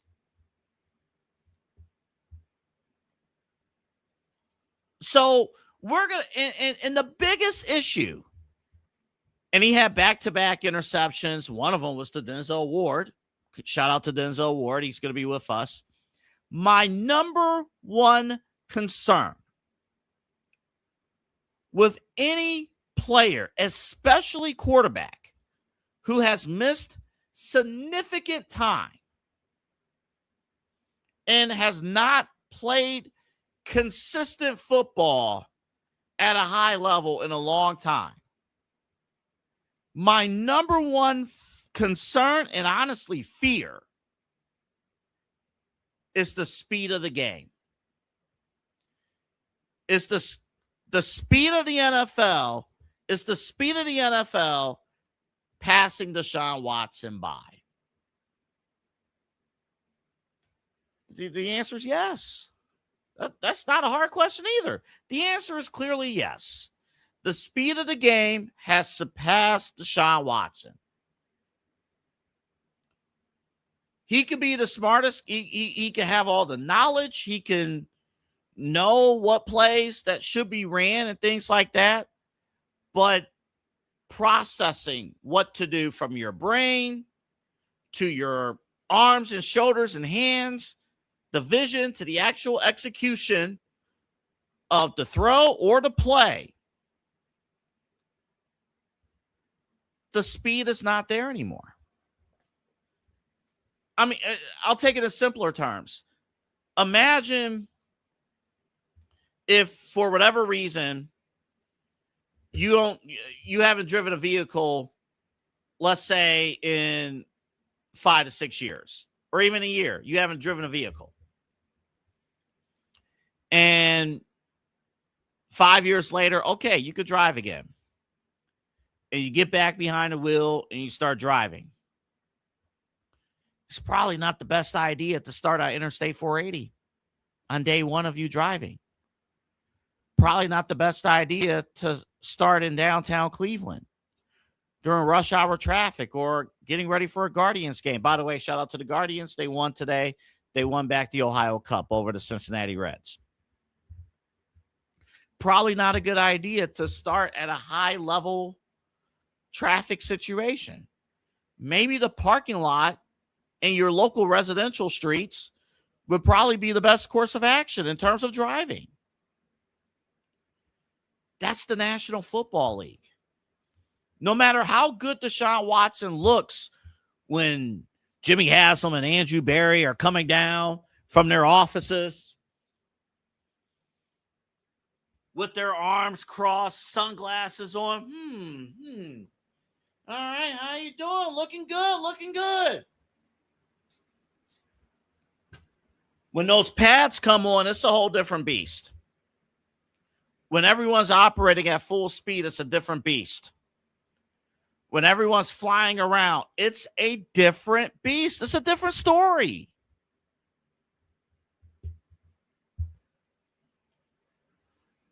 I think for that reason alone, in my honest opinion, it's irresponsible to put Deshaun Watson on the field.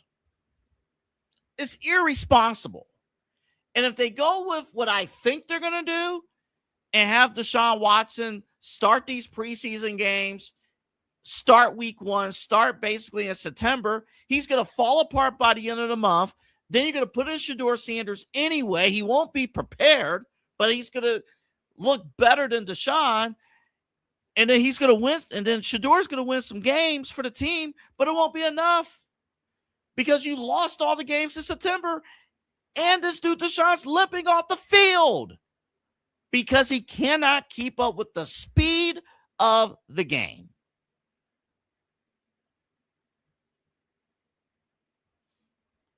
It's that simple. When we come back from break, I'll show you the, shout out to ESPN Cleveland. They have the QB tracker. I'll show you the stats when we come back from break. Also, we'll go over some of the other key storylines from the Cleveland Browns. You'll also hear from Denzel Ward, who is back. What is things looking like in his future? Denzel Ward signed. He'll be sticking around here in Cleveland. Also, Grant Delpit signed, multi-year deal. He's going to be sticking around as well. So we're going to talk about that when we come back. Folks, it's irresponsible to put Deshaun out there. The game has passed him by. And unfortunately, on your record, Cleveland Browns, you have $250 million worth of failure that's on your record books. It is what it is. We'll take a break. Also, next hour, we're going to talk Ohio State, Ryan Day, what he had to say. Also, we got a big interview coming up in the 12 o'clock hour. We'll tell you all about it. We're glad you're with us. This is a special extended edition of Midnight Run. My name's AA Anthony Alford. We're back right after these messages. What's up, guys? Awesome episode of Unfiltered today here on the program. Got deep into the old Dr. Fauci stuff. You got to see it to believe it. I'm going to give you a hint. He pled the fifth. It was crazy. We talked about that. Got more into the Browns training camp. Hey, Deshaun Watson got the first day. Didn't look too good. Tomorrow on the program, did Shedeur get reps with the first team? How did he look? Should he just be given the job right now? Call it as it is. We'll talk about all of that. Plus the results of the poll. Which trio would you have rather have for the Cleveland Cavaliers? Would you have rather had possibly Darius Garland, Jaylen Brown, and Evan Mobley? Or are you happy with James Harden, Donovan Mitchell, and Mobley? We'll give you your results. You guys voted on the Facebook and the Twitter. All that coming up tomorrow and so much more on Unfiltered here all on the Inside Edge Network. I will see you at 5 p.m. Fanatics isn't just our name, it's who we are. Loyal, passionate fans dedicated to our favorite teams and to the sports we love. That's why we're honored to be able to offer fans the world's largest collection of official sports apparel and sports jerseys from all leagues, teams, and players you love. We feature a wide selection of gear from every league, including the NFL, MLB, NBA, NHL, and NCAA merchandise, which allows us to serve fans of football, baseball, hockey, basketball, lacrosse, soccer, golf, and, well, everything else that gets your heart pumping. Go to Fanatics.com by using the QR code on your screen right now to celebrate your teams. That's Fanatics.com, a proud sponsor of the Inside Edge Network, Cleveland's digital leader.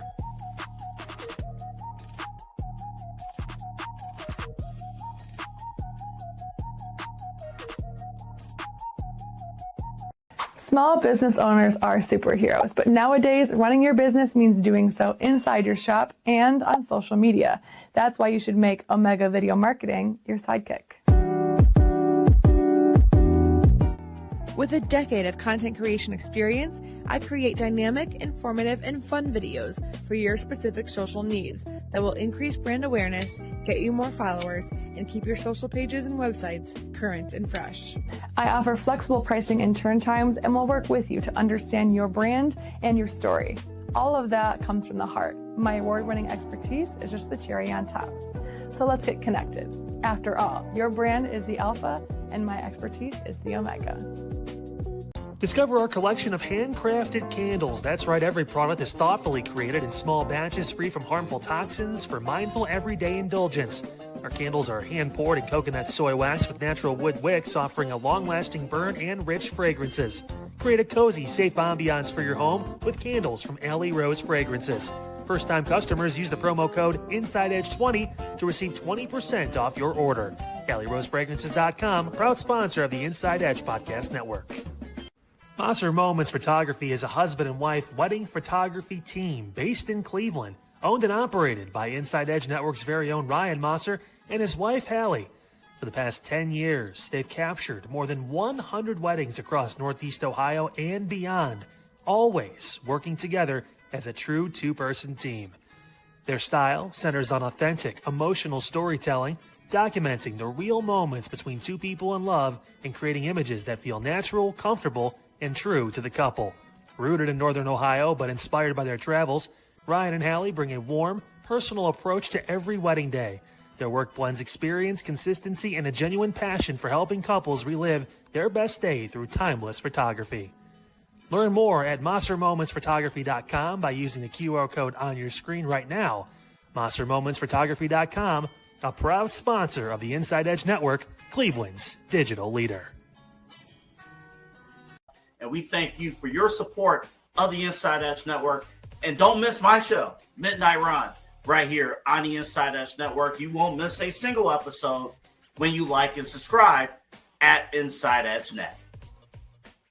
I think really just thinking about, like, I'm from Cleveland, you know, this is the city I'm from. I've always played in Ohio. I'm an Ohio kid, and it's just grateful to be able to come and play for my hometown team. Not many people get to do that. So just to be able to get back to this city, I feel that deserves win and deserves a lot more. I just want to be a part of that once we get this thing going. And that was Denzel Ward. Of course, Denzel Ward just signed a new deal yesterday. Signed a new deal, 2-year, $62.2 million deal. $52 million of that deal is guaranteed. And at this very moment, he is the highest paid defensive back in NFL history, according to Adam Schefter. It's the second time he has been considered the highest paid defensive back in NFL history. And of course, that story was first reported by Troy Dandy of Athletes First. And the Browns, that's his agency. They put that together before training camp practices begin. So that was Denzel Ward. And it is great to have. Look, listen. And then we saw the deal, of course, with Grant Delpit earlier today. Listen, the Browns have no issue paying who they need to pay, right? So they're going to pay their guys. Grant Delpit earlier today signed a 3-year extension worth $16 million per year, including $35 million guaranteed. And this, according to Adam Schefter, this is Grant Delpit's third NFL contract, and it ties him to the Cleveland Browns through the 2029 season. So Grant Delpit, barring any trades, anything like that, he will be here through the opening of the new football stadium in Brook Park in 2029. So that's good for him. And then we saw a moment in camp where Andrew Berry congratulated Grant Delpit, told him the news on the field, and then Delpit and his teammates celebrated the new deal. That's pretty cool. That is awesome. That's cool stuff right there. Making your money, doing what you need to do. Look, and again, I want to make perfectly clear, because I had somebody text me during the break, like, "Oh, you just hate Deshaun Watson." I don't hate anybody. First off, these are professional athletes. I don't care who's out there playing for the Cleveland Browns. Whoever, give me 11 players on offense, 11 players on defense, whoever on special teams that's going to help my football team win. I don't care who it is. If I am dead wrong on Deshaun Watson and he turns out to be the surprise of the century, I have no problem going into cold takes, frozen cold takes, and Inside Edge Network host Anthony Alford dead wrong on Deshaun Watson on July 29th. Fine. If I'm wrong on Deshaun Watson, that means we're winning football games. I'm cool with that. I'm not one of that's the one thing that we got to stop doing. I'm not saying everybody does it as Browns fans, but there are some Browns fans. We got to stop doing this. Just because our guy isn't on the field, just because our guy's not getting the reps, our guy may ultimately not be named the starter. Whoever's on the field, those are the ones that we got to hope can help us win games. And if they are winning us games, we shouldn't be sitting there like, "Oh, well, it wasn't my guy." We're Browns fans. Whoever helps us win games, we need to support that, because quite honestly, we have not done nearly enough winning to be able to cherry pick who we want out there on the field and not support the opposition. We saw that too many times, even in the final Baker Mayfield days. Come on, whoever's out there. And again, there's a difference between ripping, which I did. I have no problem doing it. Ripping a player for poor performance and then flat out not supporting the player that we may not support for occasional good performances. With that being said, you ain't seeing a good performance out of Deshaun Watson. You will not. You will not see a good performance out of Deshaun Watson. I don't care if Jerry Jeudy wants Deshaun Watson to start. In fact, his endorsement, Jerry Jeudy's mere endorsement of Deshaun Watson becoming a starter tells me he should effing start for the team. The guy who can't produce unless Jameis Winston's on the team, telling me that Deshaun should be the star. Yeah. Sometimes endorsements tells me to run the other way. Oh, that guy's endorsing that person? Boom. There's my answer. Go the other way. And things will be fine. All right, folks. Shout out to ESPN Cleveland. They did it. Here it is. ESPN Cleveland's quarterback tracker. Again, thank you to everyone at ESPN Cleveland for providing these. Here it is from today, day one of training camp. Shedeur Sanders, and I'm just reading it for our audio listeners. Shedeur Sanders, 16 of 19. No touchdowns, no interceptions. I'm going to skip down one. Dylan Gabriel, 7 of 9. No touch. Nobody had a touchdown, by the way. Dylan Gabriel, 7 of 9, 1 pick. But the completion percentage was high. 7 of 9, only 1 incompletion. Interception. And then Green, 3 of 5. It doesn't. I don't. I'm going to be honest. I don't envision 4 quarterbacks carrying over to the regular season. I just don't. Now,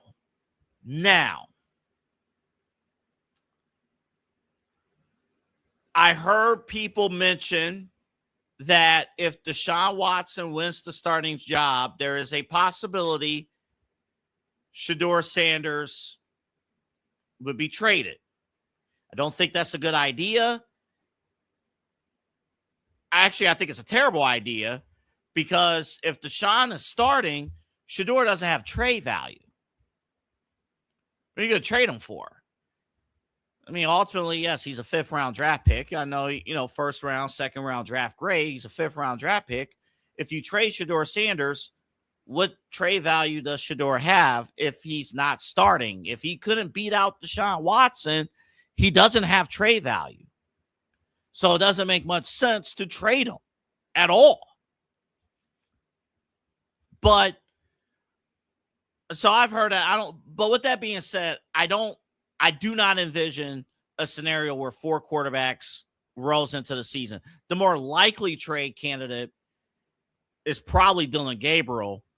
And you should be on the phone today, right here, right now, with the Atlanta Falcons, with Matt Ryan and the Atlanta Falcons, because I think Kevin Stefanski has an opening for Dylan Gabriel, somebody who might fit a little bit more into that system, which is more play action, more, roll out, quickly get rid of the football type of system compared to the pro style offense that Todd Monken runs. But the big story today, Deshaun Watson getting the first team reps, 12 of 22, 2 interceptions, back-to-back interceptions. Again, that's courtesy of the QB tracker provided by ESPN Cleveland. And if you missed it, here once again, one more time, Todd Monken on how he plans to approach the quarterback battle this summer. Yeah, nothing's really changed. We anticipate alternating. First of all 4 quarterbacks are going to compete. They all won't get equal reps.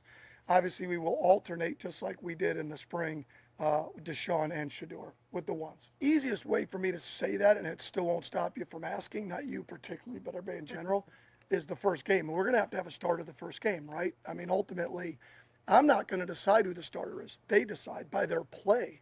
Their play decides who the starter is. I don't have any preconceived notions of how they played in the past or how they're going to play. I only can, with my eyes, judge And guys got to play well around them.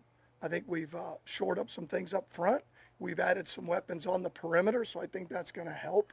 But they'll decide who plays. I don't decide who plays. The players decide who plays. Yeah, and that's courtesy of the Cleveland Browns. So, yeah, I mean, you're going to find out right now, what's going on. And, and I said this before about Shedeur Sanders. He got to take the job. He has to make it undisputed that it is his. I give Shedeur Sanders credit when people wrote him off. Mary Kay Cabot had that report earlier in the summer about, hey, Deshaun Watson is very much ahead in the QB battle. Might as well name him the starter right then and there. I credit Shedeur Sanders, who and his team, these athletes, they read, they see everything, they hear everything. I credit Shedeur Sanders for fighting back at OTAs. If Shedeur Sanders would have laid down and not fight back during OTAs, then Tom Monken's not sitting here talking about there's a split quarterback battle. People are going to get equal reps. But Shedeur Sanders has forced the issue, but he's going to have to ramp it up even more. But I do like the approach. Start with, equal opportunity, kind of an equal opportunity situation, and build from there. Now, when do I want this QB battle to be decided? We tossed this question out on Main Event earlier in the week, and I've been thinking about this question all throughout. When do I want this QB battle to be decided? I'm going to answer that when we come back. Plus, other notable Browns training camp storylines as we are in it. We are in camp. Practice is fun when you're not participating. We only like covering practice because we're not actually training camp 2 a days, 3 a day. I know we don't do 2 a day, 3 days anymore, but those are the worst. There's nothing good about it. But this is where you build character, all that stuff. But when do I want this QB battle to be decided? I would typically say sooner rather than later, but I'll explain next why I would not mind this getting dragged out until week 1 of the NFL season. I will fully explain the craziness of that. Plus the Brown storylines in training camp and Ohio State. We'll hear from Ryan Day coming up after the break. Plus we have a big guest, Don Cleary of Keon Sports 92.3 The Fan. He's going to join us next hour as well. We're still loaded. Extended edition of Midnight Run. More to come right after these messages. Keon Sports is the leader in Ohio high school athletic coverage in written, print, and video streaming. From the latest news and results and written content to the high school football game of the week every Friday, Keon Sports has you covered. The vision of 15-time published author Vince McKee has become the most trusted site in Ohio high school athletic news. From podcasts to player profiles, Keon Sports is your one stop for all of it. Visit them today at KeonSports.com or on YouTube at Keon Sports. Check out their socials on Twitter and Facebook as well. Clean Energy, bold flavors and no jitters. See why people won't shut up about Dubby. Clean Energy, no jitters or crash. Whether you're starting your workday or getting ready to exercise, Dubby Energy helps you lock in and focus. With over 15 flavors to choose from, you can't miss. Order Dubby Energy right now by using the QR code on your screen and use the promo code InsideEdge10 to receive 10% off your order. Dubby Energy, your energy-focused sponsor of the Inside Edge Network, Cleveland's digital leader. Discover our collection of body mists made with clean, minimal ingredients. Handcrafted with natural essential oils and clean ingredients, they offer a natural alternative to synthetic fragrances. Perfect for sensitive skin and those seeking clean, mindful self-care, and the perfect gift for you or your special someone. Courtesy of Alley Rose Fragrances. First-time customers, use that promo code InsideEdge20 to receive 20% off your order. AlleyRoseFragrances.com, a proud sponsor of the Inside Edge Network, Cleveland's digital leader. Whether searching for a baseball autographed by your favorite World Series slugger, a signed football by an iconic Hall of Famer, or the jersey of a world-famous soccer star, you've come to the right place. Here at sportsmemorabilia.com, the web's leading source of authentic sports memorabilia, you'll find more than 500,000 authentic products from nearly every professional sports league, team, and players. Not only will you find your next prized sports possession with ease thanks to superb customer service and tremendous site experience, you'll have the satisfaction and peace of mind that every product listed comes complete with a certificate of authenticity and is fully backed by the sportsmemorabilia.com lifetime authenticity guarantee. Go to sportsmemorabilia.com by using the QR code on your screen right now.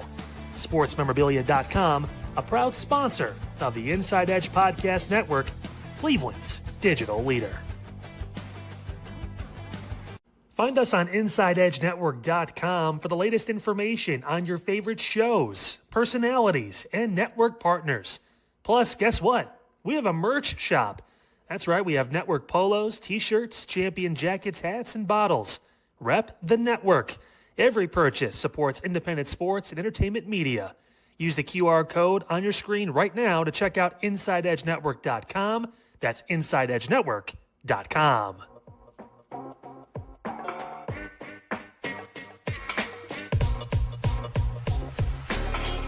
This is Midnight Run on the Inside Edge Network. Here's your host, Anthony Alford.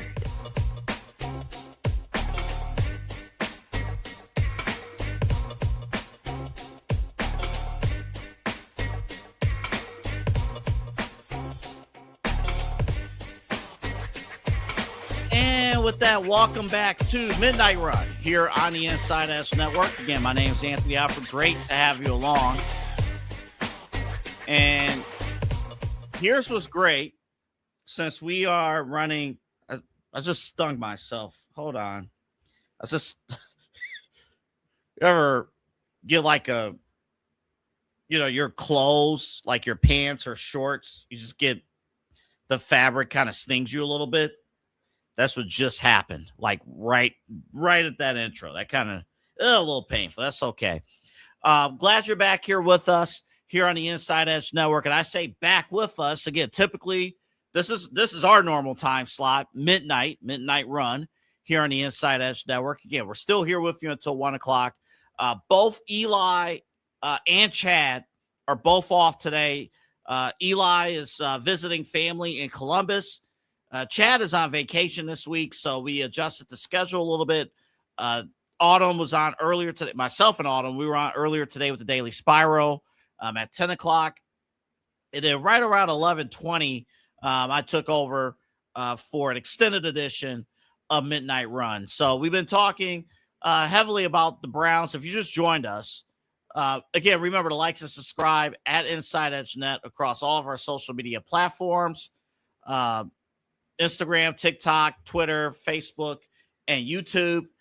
Remember also to check out InsideEdgeNetwork.com and check out and download our Roku app, Inside Edge Network. If you're just joining us here at midnight, Deshaun Watson was garbage. According to some reports out of day one of training camp, Deshaun Watson looked about as terrible as he's ever looked in a Cleveland Browns uniform in practice. Not good, slow. And that's my worry, and that's my fear with Deshaun Watson is the speed of the game. Is it going to pass him by? I think it will be. I think it's irresponsible to put him out there on the field. Let's talk about some of the other storylines, of course, that we're looking into with the Cleveland Browns. And I think the big one, I know that the non-sexy one is the offensive line. But remember, with this offensive line with the Cleveland Browns, there was a point in time, you got, they basically had to replace their entire line with retirements and cuts and things like that. So, you got Howard in there, Jenkins, Zion Johnson, and of course, Spencer Fano. Of course, that's our early first round draft pick. I know when you talk about having a high draft pick and you draft a lineman, that's not sexy, but this is the same team that was the home to Joe Thomas for many years. So we know this is where it's tricky, because I'm going to choose my words carefully when I say this. We know how important the offensive line is, especially the left tackle position. It's extremely important. But we also know that if you don't have a quarterback, a left tackle can only take you so far. Now, you need that left tackle. You need somebody who you could trust. And hopefully Spencer Fano could be that guy that you could trust at the left tackle position. I believe DeJuan Jones, who went to Ohio State, got work at that left tackle position earlier today.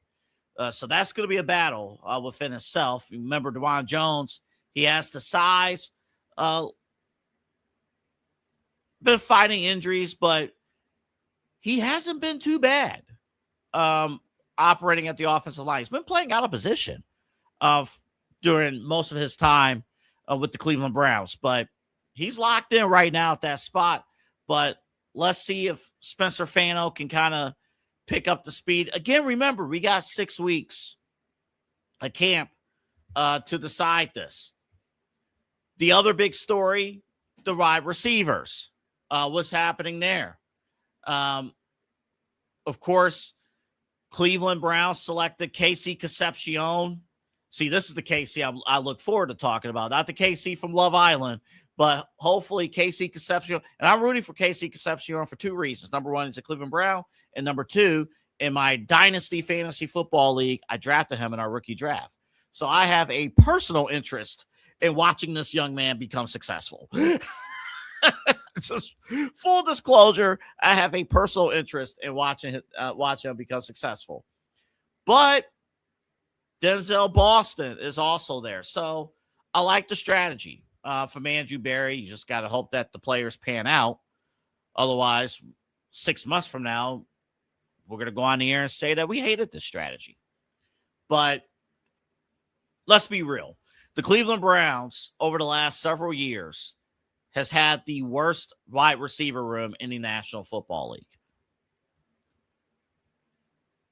League. Jerry Jeudy is not a wide receiver 1.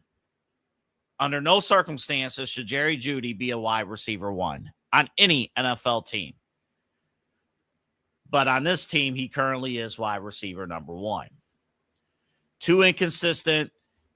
In fact, the only time that he has really proven his worth, Jerry Jeudy, was when Jameis Winston was under center. And again, we got to remember this too. The relationship between quarterback and receiver, obviously very important with football. You can have chemistry with one person, may not have chemistry with another person. But Jerry Jeudy has not had chemistry with Joe Flacco, Deshaun Watson, Shedeur Sanders, anybody else we put out there in the last several years. He is not Dylan Gabriel, nothing there. Just he has not produced at any point as a member of the Cleveland Browns, except when Jameis Winston was on the roster.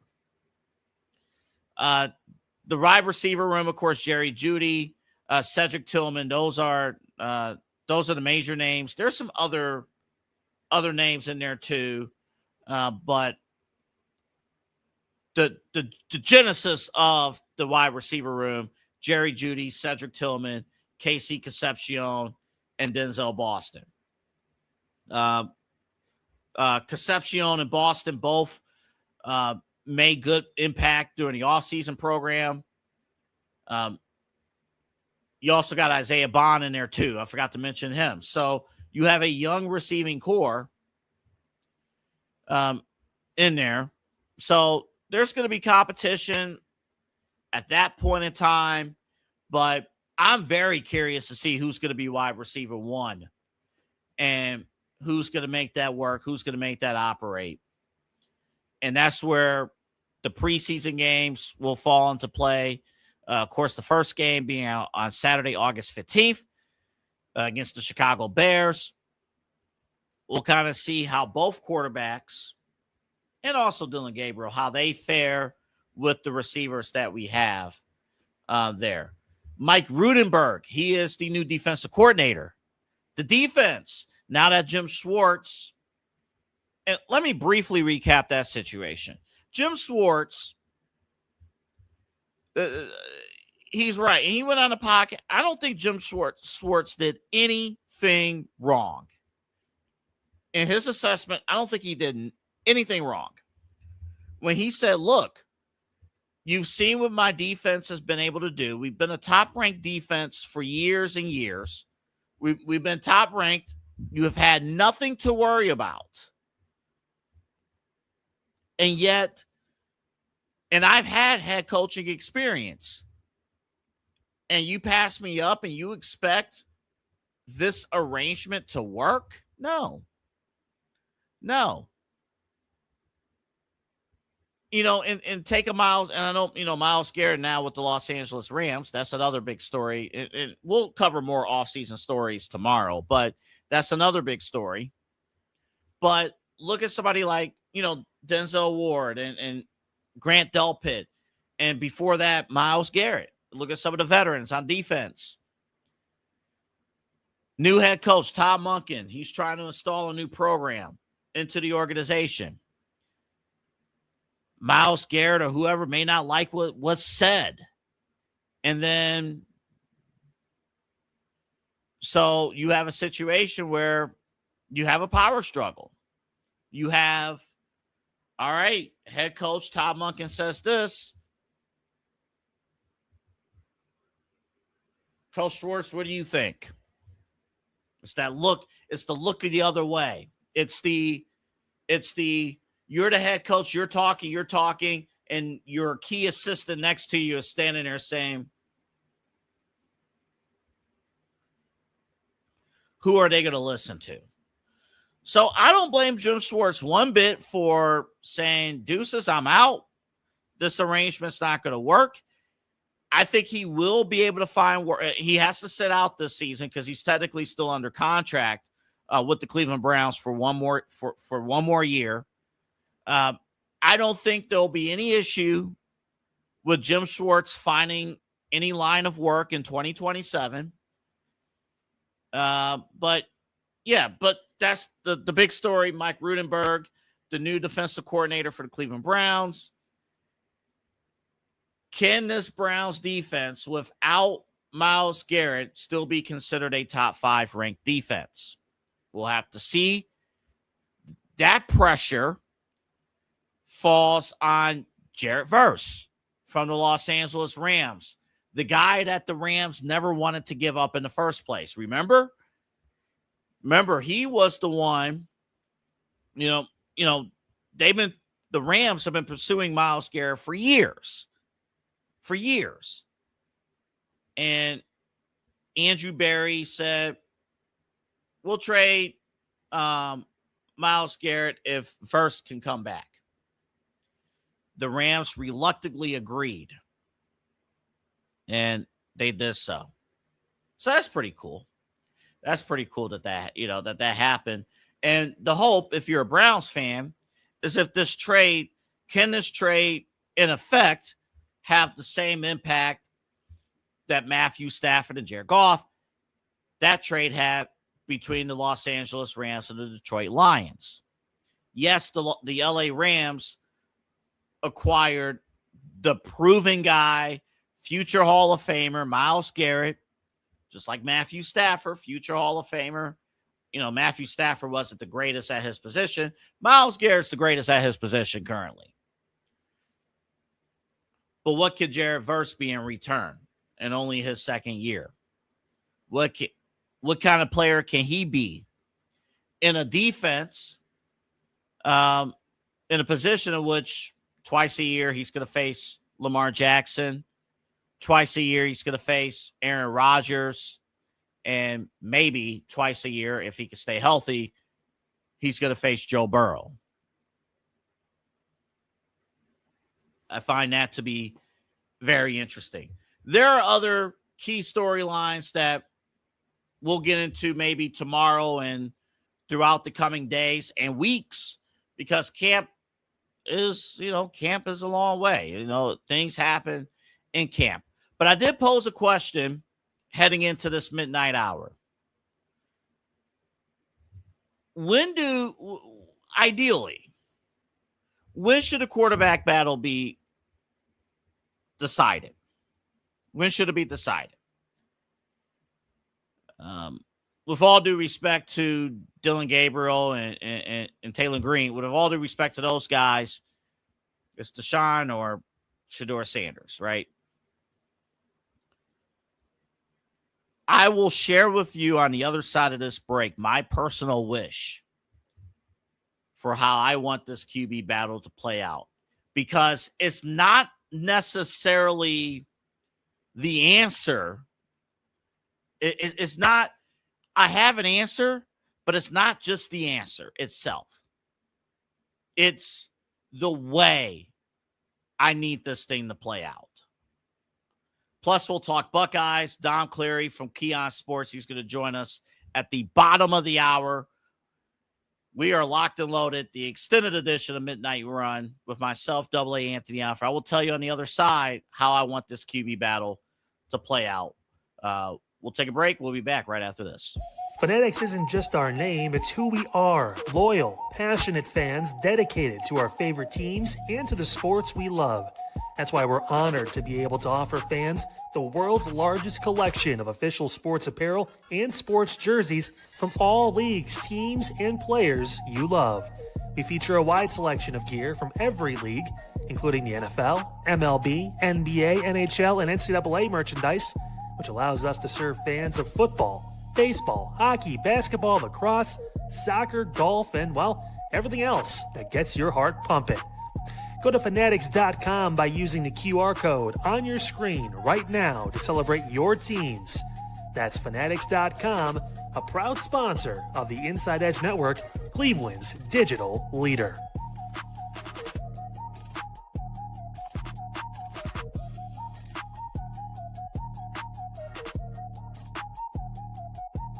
Small business owners are superheroes, but nowadays running your business means doing so inside your shop and on social media. That's why you should make Omega Video Marketing your sidekick. With a decade of content creation experience, I create dynamic, informative, and fun videos for your specific social needs that will increase brand awareness, get you more followers, and keep your social pages and websites current and fresh. I offer flexible pricing and turn times and will work with you to understand your brand and your story. All of that comes from the heart. My award-winning expertise is just the cherry on top. So let's get connected. After all, your brand is the alpha and my expertise is the omega. Discover our collection of handcrafted candles. That's right, every product is thoughtfully created in small batches, free from harmful toxins, for mindful everyday indulgence. Our candles are hand-poured in coconut soy wax with natural wood wicks, offering a long-lasting burn and rich fragrances. Create a cozy, safe ambiance for your home with candles from Alley Rose Fragrances. First-time customers use the promo code InsideEdge20 to receive 20% off your order. AlleyRoseFragrances.com, proud sponsor of the Inside Edge Podcast Network. Mosser Moments Photography is a husband and wife wedding photography team based in Cleveland, owned and operated by Inside Edge Network's very own Ryan Mosser and his wife Hallie. For the past 10 years, they've captured more than 100 weddings across Northeast Ohio and beyond, always working together as a true two-person team. Their style centers on authentic, emotional storytelling, documenting the real moments between two people in love and creating images that feel natural, comfortable, and true to the couple. Rooted in Northern Ohio but inspired by their travels, Ryan and Hallie bring a warm, personal approach to every wedding day. Their work blends experience, consistency, and a genuine passion for helping couples relive their best day through timeless photography. Learn more at MosserMomentsPhotography.com by using the QR code on your screen right now. MosserMomentsPhotography.com, a proud sponsor of the Inside Edge Network, Cleveland's digital leader. How's it going, everybody? Eli Moon here, one half of Inside Edge Primetime. Of course, Chad B and myself with you every weeknight from 10 p.m. to 11 p.m. Monday through Friday. Chad B on vacation this week, however, so I've been rocking solo and excited to get him back. I will be on vacation for just a day tomorrow. I will be visiting my brother in Columbus, who's been doing a great job out there down at Ohio State. We're going to go visit him, Papa Moon, Mama Moon, and myself. We're going to go see my little brother, and I'll be back Thursday, of course, for a very exciting Inside Edge Prime Time. I'll get to recap my birthdays, my official birthday on Thursday. So we'll talk about that.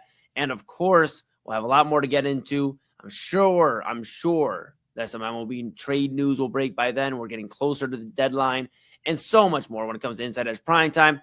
Of course, we wait for Chad B to get back next Monday, but the show will rock out this week for the rest of the week. Now keep an eye out because tomorrow, as I mentioned, I'm off, Chad's off. That means at 10 o'clock, we will have the Daily Spiral, Autumn Chisholm and Anthony Alford. And then at 11 p.m., Midnight Run runs a little early at 11 p.m. Double A Anthony Alford. Stay locked in here, Inside Edge Net. Across all the socials, InsideEdgeNetwork.com is where you're going to want to go read about everybody. And of course, we're on Roku as well. Inside Edge Network app on Roku.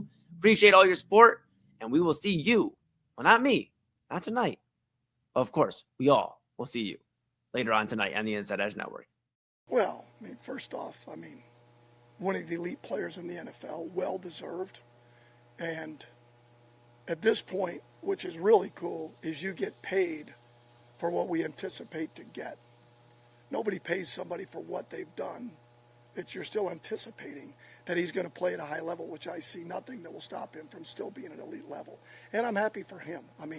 To continue to play at a high level and always be a Cleveland Brown, being from here, I think it's really cool. I think, I was fired up for him. He had a big smile on his face yesterday. It's been something that I know Andrew's been working on, and I know we're fine.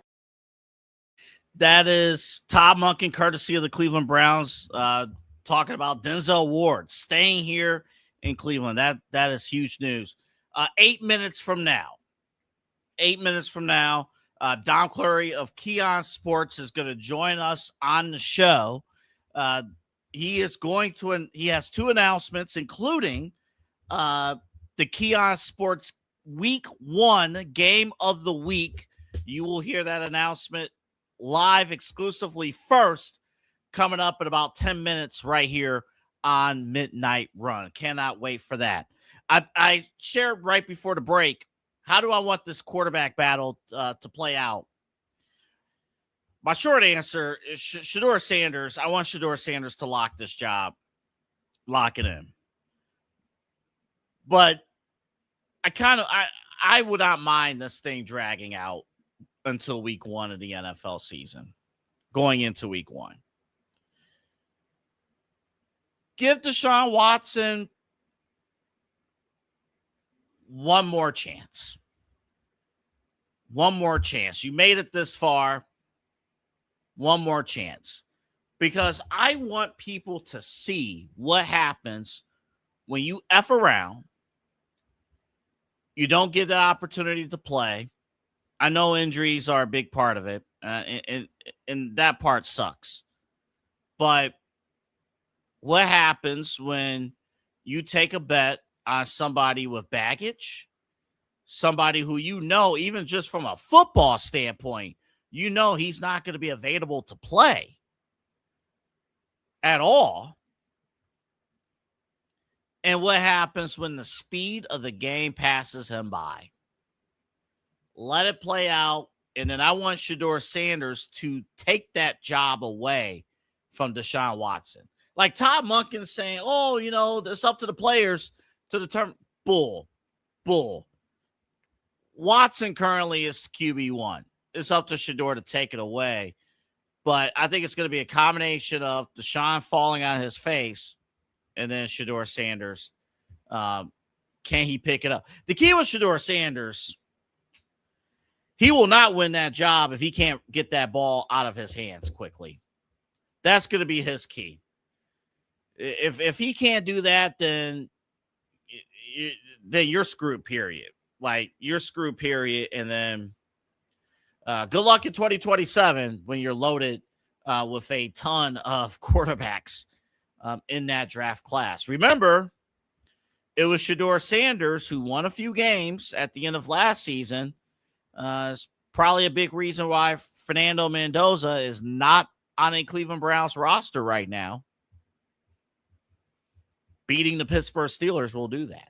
It will do that. Quickly, Ohio State. You see the schedule? Look at this schedule. And first of all, look at week 3. And look at the time. Ohio State has a crazy schedule. But week 3, their home game against Kent State is on Big Noon Saturday.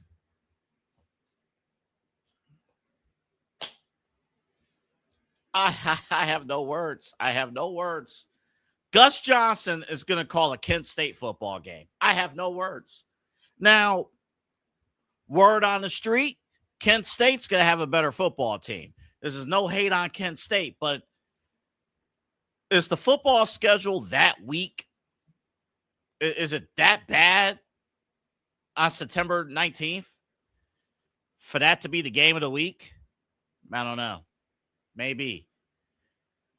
But all eyes with Ohio, obviously that Ohio State's going to run it back with Texas in week 2. That's on ABC. That's going to be a big one. That's a big matchup with Texas. Arch Manning, we'll see how he's looking. And by the way, how's our quarterback looking? Here's what Ryan Day had to say about our guy under center.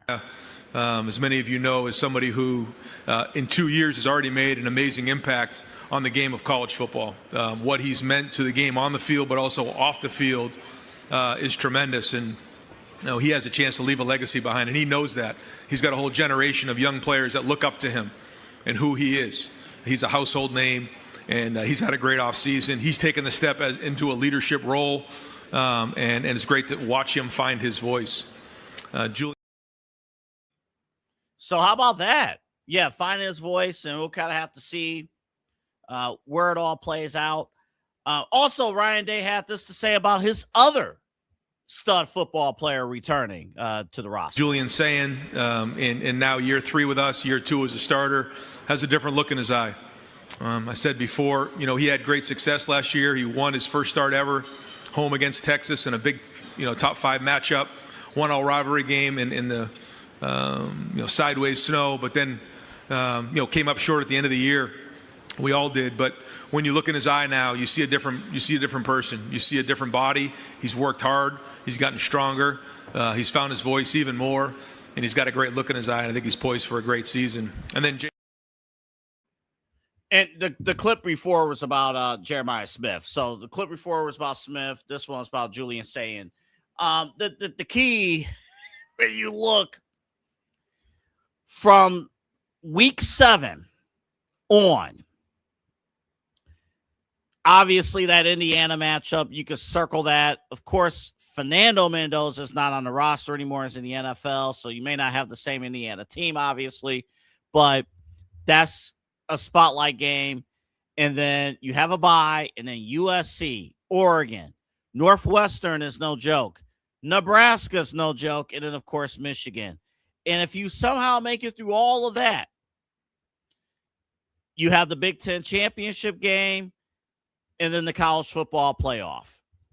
If Ohio State somehow, some way comes away this regular season without a single loss,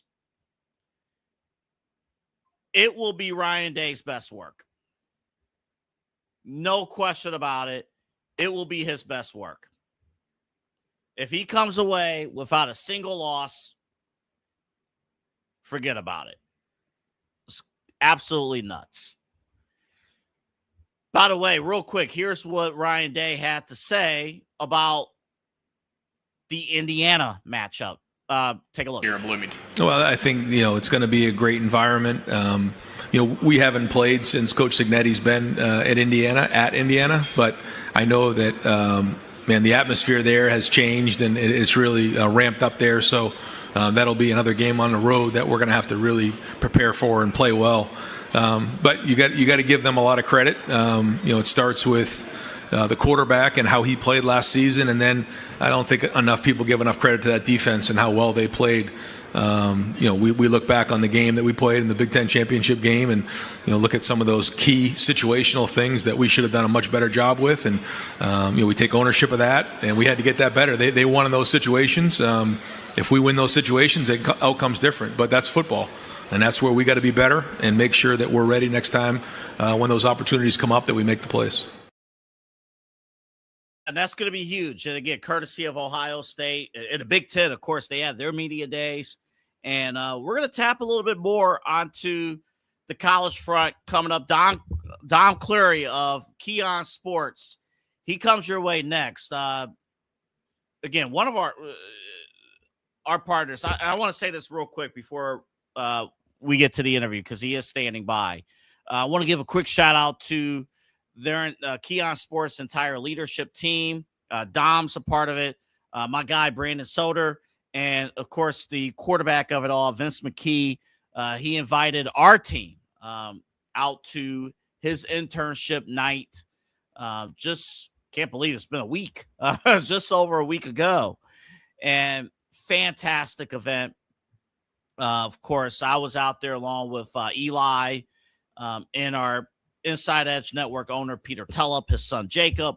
We were out there, had an opportunity to talk with local inspiring broadcasters looking to do some work with Vince and Keon Sports, and also lend a hand, help us out here at the Inside Edge Network. So when I tell you again, last weekend was very, very special. Of course, we had our live remote at the Brothers Lounge with Moon Bash.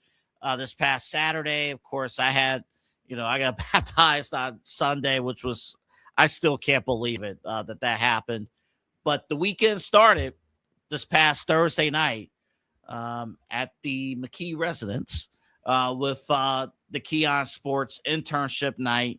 And I can't wait to share with you guys. Actually, Dom is going to share when we come back from this break, a couple of key announcements, plus Dom is up to speed on what's going on, obviously with high school football, but also college athletics. I want to get his thoughts on what's going on with Ohio State and what's going on overall in college football. And, of course, we'll sneak in a little Browns talk to wrap it up as well. But you are watching Midnight Run here on the Inside Edge Network. My special guest from Keon Sports comes your way next here on the Inside Edge Network. Keon Sports is the leader in Ohio high school athletic coverage in written, print, and video streaming. From the latest news and results and written content to the high school football game of the week every Friday, Keon Sports has you covered. The vision of 15-time published author Vince McKee has become the most trusted site in Ohio high school athletic news. From podcasts to player profiles, Keon Sports is your one stop for all of it. Visit them today at keonsports.com or on YouTube at Keon Sports. Check out their socials on Twitter and Facebook as well.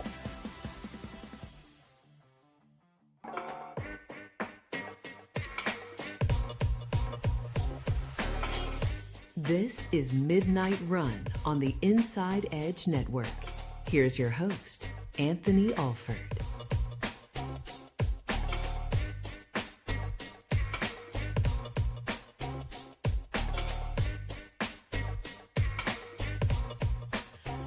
All right, folks, Double A here with you. We are happy to have you here with us. This has been a busy, busy day. My guy over here from Keon Sports, Big Dom, is here. Dom Cleary, of course, of Keon Sports, also 92.3 The Fan. We have known each other for a long time. He's one of my favorite people when I worked at The Fan. Man, just can't believe, Dom, 3 years ago? My goodness. Yeah. 3 years. And I was fresh out of college, and there you were at midnight screaming into the microphone about the Cavs or something. I'll never forget it. Mind you, you know what? I was covering the Knicks series in 23. Yeah. Mm-hmm. Oh, and I'm a Knicks fan. Yeah. So we had fun with that. Yeah, we still do. we still have people that call in just to like tease me, which there's nothing to tease about anymore, I will say. But there are people that would call in to make fun of me when the Knicks would lose, like on like in like January. People would call to me, bored up, not a personality. Yeah. So Dom, is this the point of the interview where I'm supposed to congratulate your team for winning the title? You can congratulate me for all my hard work and dedication to the New York Knicks, or all the time and money I've spent on that darn team. My goodness. Well, Dom, thank you for coming on the show. We got some Ohio State, a little bit of Brown stuff we're going to get to in just a second. But you are here, obviously, on behalf of Keon Sports, part of the leadership team. Of course, Vince McKee. We have the partnership going with KeonSports.com, which you should check out, of course, for all your latest sports, entertainment stories. And Keon Sports is huge with high school football. And Dom, you are here with us because you have 2 announcements to break right here on the Inside Edge Network. Yeah, so we have 2 big ones. Just got confirmed that I can't talk about these 2 things. I'm excited. We have a broadcast team that consists of Brandon Soder, who was on 93 The Fan at one point. You have me, and then Brandon Marvel, Vince McKee will be sprinkled out throughout as well. That's your broadcast team for Friday nights. But we have on the 13th of Thursday in Parma at Rookies, one of our sponsors, we are doing a high school football preview show. The first time we've ever attempted it, first time we ever tried it. We're super excited. We were at Rookies today. It is a phenomenal venue. You should go there because it's a really cool place. If you like pool, if you like darts, if you like good wings, it's fresh, never frozen there. D was explaining the whole process. It's delicious, and I can't wait. I'm sold. I'm already sold. And I know you guys know something about putting on a show at a place. You guys did it the other week with right up the road from me. I had no idea you guys were doing it, but it's hard to put on a production. We're really excited. We're going to interview coaches, not announcing those coaches yet, but if you follow us, you know who the coaches are probably going to be, at least what schools could possibly be there. And speaking of schools that could possibly be there, well, week 1, a game we always like to cover, we'll announce it now. Avon Lake, Strongsville, week 1. We are excited for it. Strongsville coming off of a big season. Avon Lake looking to redeem themselves after one of the most disappointing seasons I've seen from them since I've been a part of it. I expect them to be a lot better of a team this year in Strongsville. They're looking to keep this train rolling after that disappointing loss in the playoffs against Medina. So we have an exciting week 1, not revealing anything else, still waiting for some things to click here of what games we're going to cover.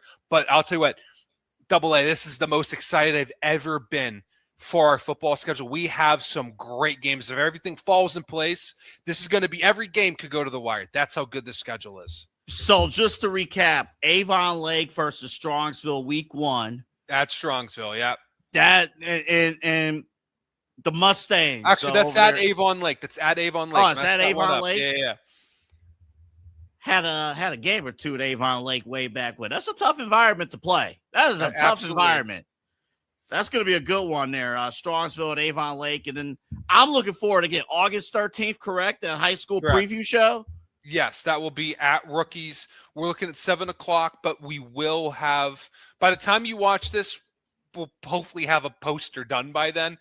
Hopefully it's released at the end of the week. That's what we're looking at. But this is stuff we all decided a few weeks ago. I mean, this is very bang. We haven't had much time to promote it. It was an idea we've wanted for a while, but AA, we're really excited about it. And Don, this is going to be a great opportunity. Of course, we always talk about it here with remotes and stuff, networking opportunities, but it's hard to believe that by this weekend, the calendar will be August and high school football will be here. Real quick before we get to the college and then pros, I guess we'll build up here. But I'll tell you, I always look at the successful high school football programs across Northeast Ohio. We have plenty. One of the ones that I've been fortunate to cover for many years has been Kirtland football, of course, part of the Chagrin Valley Conference. But the good teams, the great teams, the great programs, I'll tell you, when you see the grassroots recruitment start young and like everyone from varsity to like 7th grade and younger, they all know the playbook and the entire community's involved, Dom. that is huge. And you can see the teams that have been successful across Northeast Ohio, across the state, they dive into the grassroots. Everybody knows the program. Everybody knows, the parents, everybody. There's a buy-in to that. It's huge. Yeah, it's the communities all buy in here. Some communities that I absolutely have fallen in love with, Olmsted Falls. I mean, those kids are running the Flexbone triple option by the time that they're out of diapers. I mean, those kids run that offense to a T where it's at a point where, and I'm able to identify just because I've been around the game for so long. But Brandon Soder, who's a phenomenal play-by-play announcer for us, he doesn't know where the ball is sometimes. That's how well these kids learn the offense. Strongsville, I mean, those kids are benching 225 for reps by the time they're in kindergarten. I mean, these schools prep these kids at such a young age. That's how it was where I'm from in Western Pennsylvania. I mean, when I was 5, I had pads on. So it's very similar here of high school football is everything, and the numbers across the board of kids playing football has dropped. That's just the reality of things. Not Northeast Ohio. In Eds, if you live in Lakewood and you go to Eds or just Northeast Ohio in general, you want to play football at Eds. You want to play football at Iggy's. You want to play football at Avon now. Avon 20 years ago you would have never thought would have been a powerhouse. Now you look at them. I mean, and I was talking to someone today. It don't make sense how darn good they are. I'll tell you what, those kids, they must eat their Wheaties and drink protein powder as soon as they're out of the womb, AA. These kids are huge. They're strong. They're dedicated, and they're really smart football players. If you ask any coach in the area how smart these kids are, you can tell that they're in the film room nonstop. It starts from a young age here, and the communities are completely bought in, and you can tell by the support in the stands, by the parents that show up, that their kids aren't even on the team. They're in the band. Their kids are cheerleaders or whatnot and so forth. There's a lot of support for these kids, this community, and that's one of the biggest reasons I fall in love with Northeast Ohio football as someone who's an implant, not even from here. Oh, man, and being from here myself, I've seen it, being around. And that's why I love high school football. To me, high school football, especially here in Ohio, is the purest form of the way sports was meant to be. If you have that love of the game, the study, and you talked about it, like these athletes today, yes, they're bigger and faster and stronger, but they're smarter than ever before too. Film study is better than ever. Yep. Yeah. And they have to be. I know you guys have more announcements with Keon Sports. You guys will roll that out. I do want to make mention that you guys already have been doing a great job this season. I've been seeing some of the team previews and the schedules on KeonSports.com, and your entire team, led, of course, by Vince McKee. You guys have done an unbelievable job already. I'm imagining, Dom, you guys have more, and I love to see these training camp reports from local high schools here in the area. Those are fantastic. Yeah, and shout out to our video team. I'm going to mess up his name. Chris Granu. I always mess up his name. I did it on a live broadcast once, and he stared at me. I'm sorry. I'm trying my best. He's going to come to me now. He's going to come to me now. All the blame at me, AA. All the blame on me. He does a phenomenal job with his video recaps. And, I mean, all-star of the year. He's the head of our video production, Tony Bogan. Phenomenal. He's currently, every year, this is the second year we're doing it. He gives me videos for our open. We don't do a cold open into our broadcast. We do an open that I edit, and he's a huge help. I mean, he has so many games he sends me of clips. He's phenomenal. He does a lot of those camp previews. Tony Bogan is a phenomenal human being. He's also a phenomenal videographer. He's great at this job. Love Tony Bogan. Shout out to him. But he's one of those guys where you go on YouTube, go on our website, KeonSports.com, go on our YouTube. We're around 23,000 subscribers, only 4 years in. We're very proud of that number, hoping to get to 100,000 eventually. But also Instagram as well. You'll see Tony Bogan's work all over those sites. He does a phenomenal job with those recaps. And high school football season starts, it really started a few weeks ago for us. I know, and I cannot wait. Of course, believe it or not, August, what's that, Friday, August 21st? Yeah, Friday, that's August 21st. Yeah. Oh, yeah, we're really excited about that. Can't wait for the Shoremen to host the Mustangs. One of my favorite venues there. Hate the steps going up all the way. I shed some pounds from the last time. I was about 275 last time I was on those steps, and 242 now. So I'm going to have a little bit of a better time going up those steps. But, I'm still a big fella. So, that and Byers, I feel like I'm going up those steps for like a month. Oh, yeah, it's horrible. I remember doing a game at Byers years ago, and doing the game was fun, but the equipment and going up those steps. It's tough. I mean, they accommodate you there. The folks at Byers are phenomenal, but I mean, it is hard working your way up those steps, man. I tell you what, when you're 275 carrying all that equipment, you might as well be having a horse on your back. I mean, it's horrible to play. It's horrible. We're gonna keep you on the ground. We're gonna go to the sled over there. Start pushing. Start pushing on there. All right, Dom. It's great to have you here. Of course, you guys got more announcements to come. Keep track of KeonSports.com and of course on the socials. But Dom, I got you here too because of your football knowledge, and I want to start with college. Actually, this has been a very busy day in football news today. Ryan Day in Ohio State had their media days today with the Big Ten, and I forgot. Dom, have you looked at Ohio State's schedule this year? I have it right in front of me, AA. Yeah. It's a weird schedule because you're used to seeing cupcakes all over the place. This is probably realistically the first time where you could look at Ohio State and be like, oh, they could have 3 losses. Like you could chalk them up, not guarantee losses, but you can chalk up some losses there. I mean, this is truly an intriguing schedule, AA. Let's talk about the big elephant in the room about that schedule. And of course, the matchup against Indiana and Ohio State. We think of them as the class of the Big Ten, and kudos to the Big Ten, the last 3 national champions. Indiana, Michigan, Ohio State. Those 3 teams. But we got to face both of them this year, and I want to zero in on Indiana because now they're the top dogs. What's your assessment on what you think is going to, I'm not going to say what's going to happen with that matchup, but Ryan Day and Ohio State's approach to that huge showdown, I believe October 19th. Yeah. One thing about Ohio State, one thing you could chalk up is they're going to have a deep running back room. They're going to have the best wide receiver on the field, and they're going to have some maulers in that offensive line when you're talking about their offense. This team's going to be good. It is a national championship caliber team.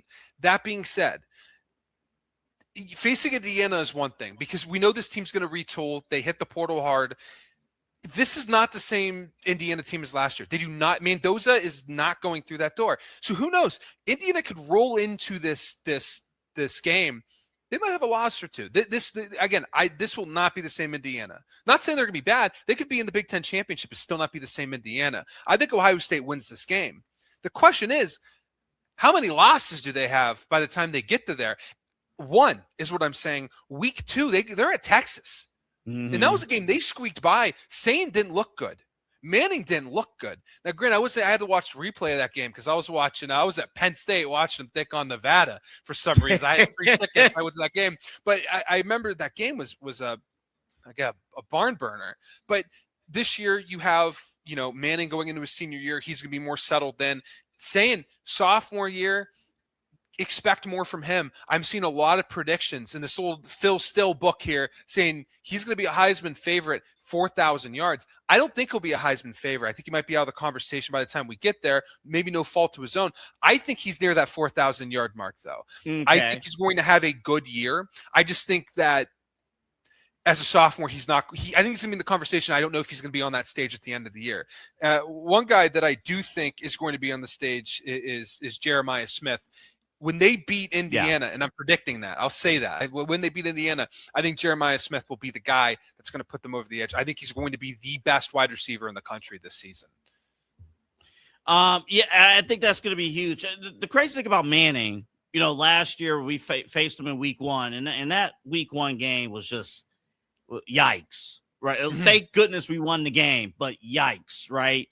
And Manning did not look like a guy that you could turn to and say, oh, that's the next face of the National Football League when he's ready to go. But even as the season progressed, Arch Manning got better. And I know the expectation is like ridiculously high because of the last name, but he is a better quarterback. And I do think that's going to be an interesting matchup. I'm glad you pointed that out with the Texas game coming up week 2.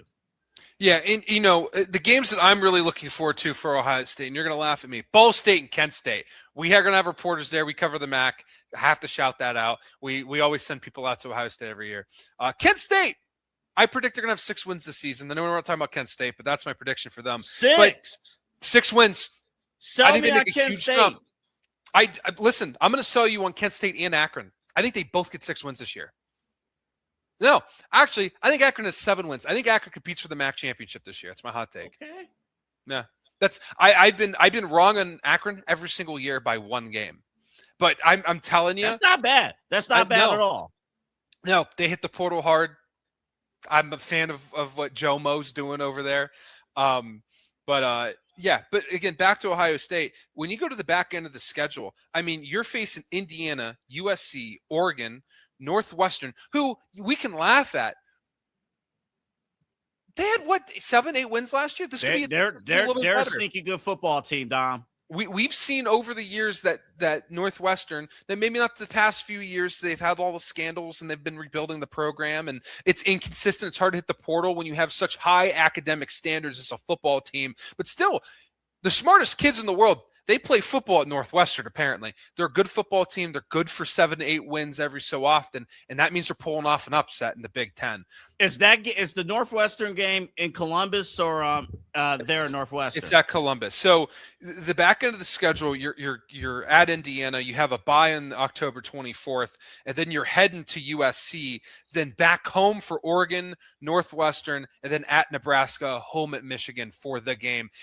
I'm not a fan about how much that bounces back and forth. That's a tough schedule. It is. And again, we'll know more as the season goes on, but a lot of these schools are just big names, right? And that's what the Big Ten has.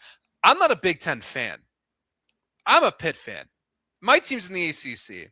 I'll tell you that's the most competitive conference in all college football. Completely biased on that perspective. But when it comes to the Big Ten, a lot of these are just big names. When you hear Nebraska, I hear a team that's not very good, but AA, you're a few years older than me. You might remember the stories of the 90s, of the 80s, of when they were in I'm not that old program. No, I'm saying I'm not you that might old. No, but I'm Tom saying Osborne is before my time. But I'm saying you may have heard the stories. By the time that I was watching football, they were in the Big Ten by the time I remember. I don't remember them in the Big 12 or as an independent. Oh, gotcha. So I don't remember the days of yesteryear when Nebraska was the powerhouse, right? So again, I see in Michigan, who knows what to expect from them? They're coming off of another huge scandal. They could be bad. Now they're going to come out for that game, especially on the road at the Big House where they won last time. But again, it's hard to tell right now what the schedule is going to be, but I can guarantee you Oregon is going to be the toughest game in that back end of that schedule. Oh, that's going to be really, honestly, that stretch. I'm even thinking Nebraska, that's a trap game before Michigan. We'll kind of have to see how that's played out. And then, of course, too, it's true. Ohio State has not won the Big Ten championship in several years. I believe, it blows my mind that how long it's been, but a national championship is in there. We'll talk more about that as we throughout the season, Dom. I'll have you on as the season progresses about Ohio State. Real quick, talk to me about what's going on. The SEC and the NCAA, we got this Protect College Sports Act, and I'm hearing, the act, they want to cap conferences at 19 teams, which the Big Ten doesn't want to hear that because they have 18. SEC has 16. Your overall thoughts on what's going on? The SEC wanted to break away and maybe the Big Ten. What's your thoughts on the state of college football? Yeah, I mean, the state of college football is a mess right now. No matter how you look at it, it's, again, you can agree with the kids should be getting paid, right, for how much they contribute to the school. You can have that opinion, but also think that the transfer portal and NIL has led to a snowball effect. And that's the case. And the TV rights have also led to a snowball effect here where these conferences are just engulfing each other. I don't, in 5 to 10 years, the ACC is not going to exist. Who knows if the Pac-12 will continue to exist, but it's not a power conference anymore. It's only 4 power conferences. The SEC, I mean, there's been rumors about them taking in various ACC teams. I mean, they're even taking teams that you would never even think would qualify for the SEC, like Pitt, right? Because it would give them because Tennessee is vouching for them because of TV rights. So the way that you view college football for fans out there, it's gone. It's done. And it's going to be different. In 10 years, it's not even going to look recognizable what it is today. Is that necessarily a bad thing? No, it's just a different thing. The SEC is trying to break away and start their own thing. They want the Big Ten to join them. But right now, the talks are just the SEC separating itself and making its own league. Will people watch? Yes. Will people acknowledge that the champion of the SEC is the best in the country? Some people will. But when there's a national championship game and let's say Ohio State's taking on Clemson, what will you acknowledge more? And that's going to take away a lot from the SEC. Now, ESPN, they have a huge stake into the SEC. They also have a huge stake in the ACC. They also have a huge stake in a lot of other smaller conferences. They don't want those TV deals to fall in value, right? So the next time they negotiate with, let's say, the Sun Belt. I don't even know if they have the contract for the Sun Belt. Let's say they want to negotiate with the Sun Belt. Well, Sun Belt's not even a part of the main thing anymore. So why that value is going to drop down? ESPN's going to lose money. So they don't want this unless everyone leaves with them, right? Not everyone, right? They don't care if the MAC joins with them. They want the ACC. They want the Big Ten. They want not the Pac-12, maybe the Pac-12. They want the Big 12. They want the Big 10. They want them all to come together and start their own thing. That's the way that this is going to work. And eventually that's what's going to happen. Is that you're going to have a commissioner of college football and they're going to overlook the power conferences. And there's going to be a day where the Cinderella MAC school is not going to have a chance to win a national title. And that's kind of how it is now, but that's just the reality, right? I don't think it's going to happen right now. I think the SEC is stuck, right? They can't leave. If they leave, they're not good for them. They need everyone to join in with them, or these are just empty threats. I wouldn't be too worried about it right now. But down the road, I guarantee you the NCAA is either just going to essentially have Group 5 teams, or the NCAA for football is not really going to exist outside of the FCS programs and below. And the thing too, Dom, you got the bowls, I believe, have nothing to do with the NCAA itself anyway. No, like it's they're their own thing. Yeah. Yeah, it's its own thing.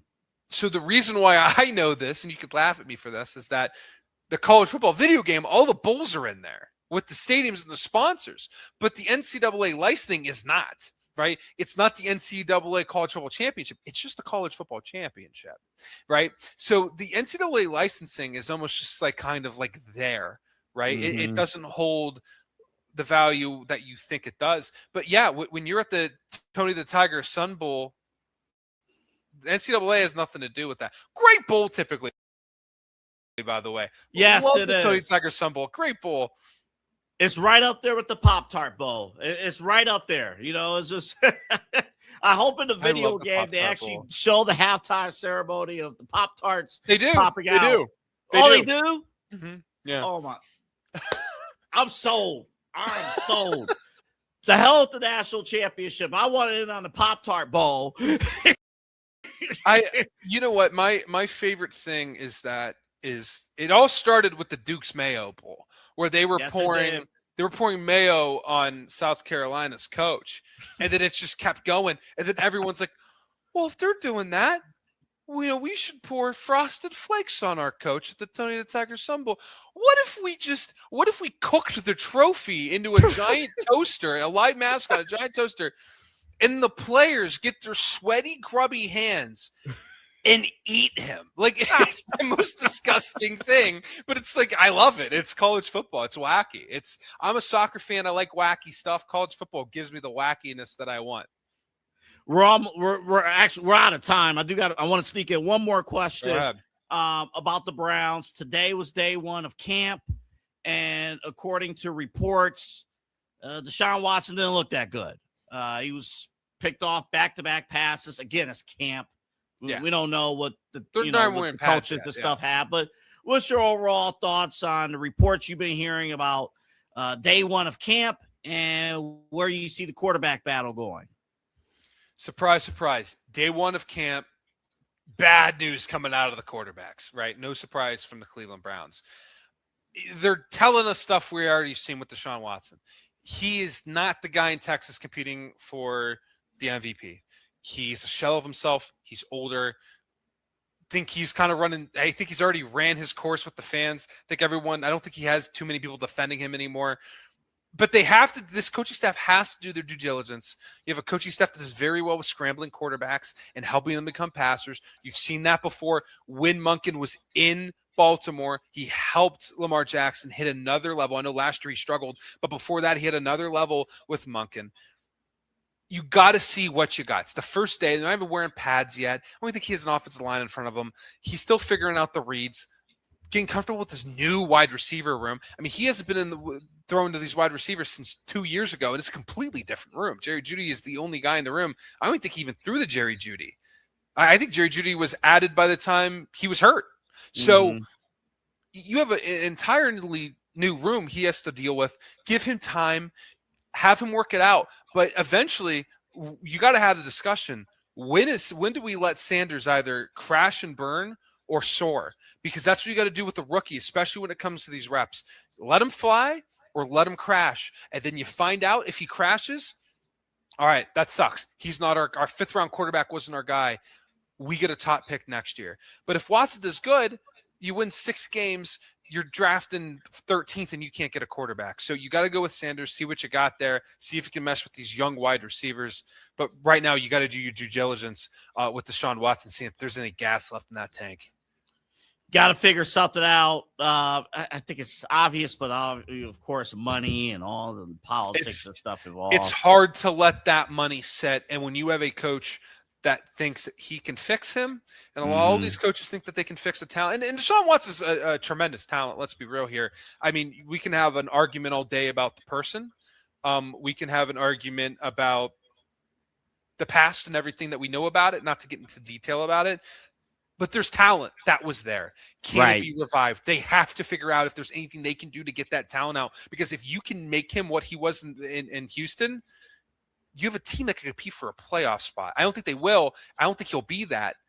But I'm saying that's what you can have if you can unlock it. So they got to figure out what they got there. But I think Shedeur is who you got to go with in the long run of this season.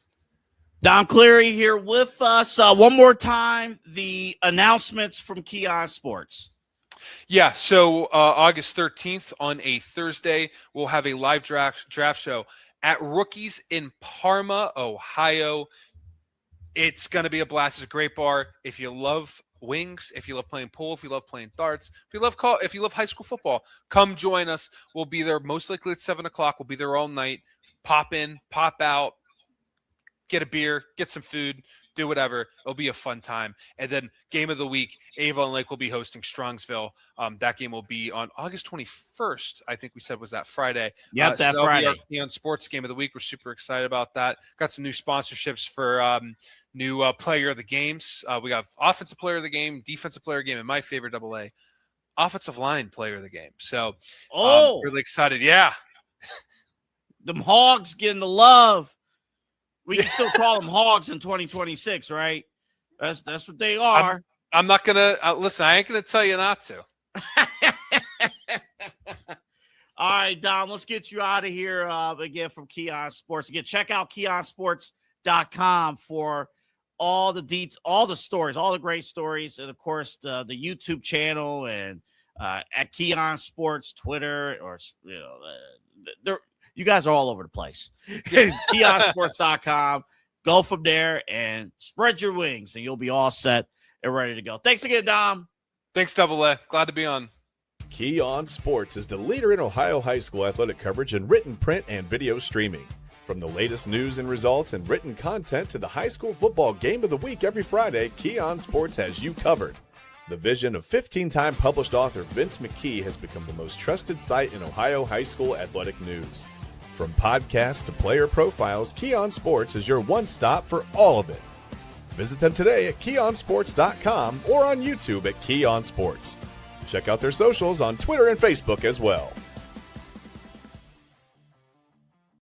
Find us online at InsideEdgeNetwork.com. That's InsideEdgeNetwork.com for the latest information on all your favorite Inside Edge Network personalities, favorite shows, and our network partners.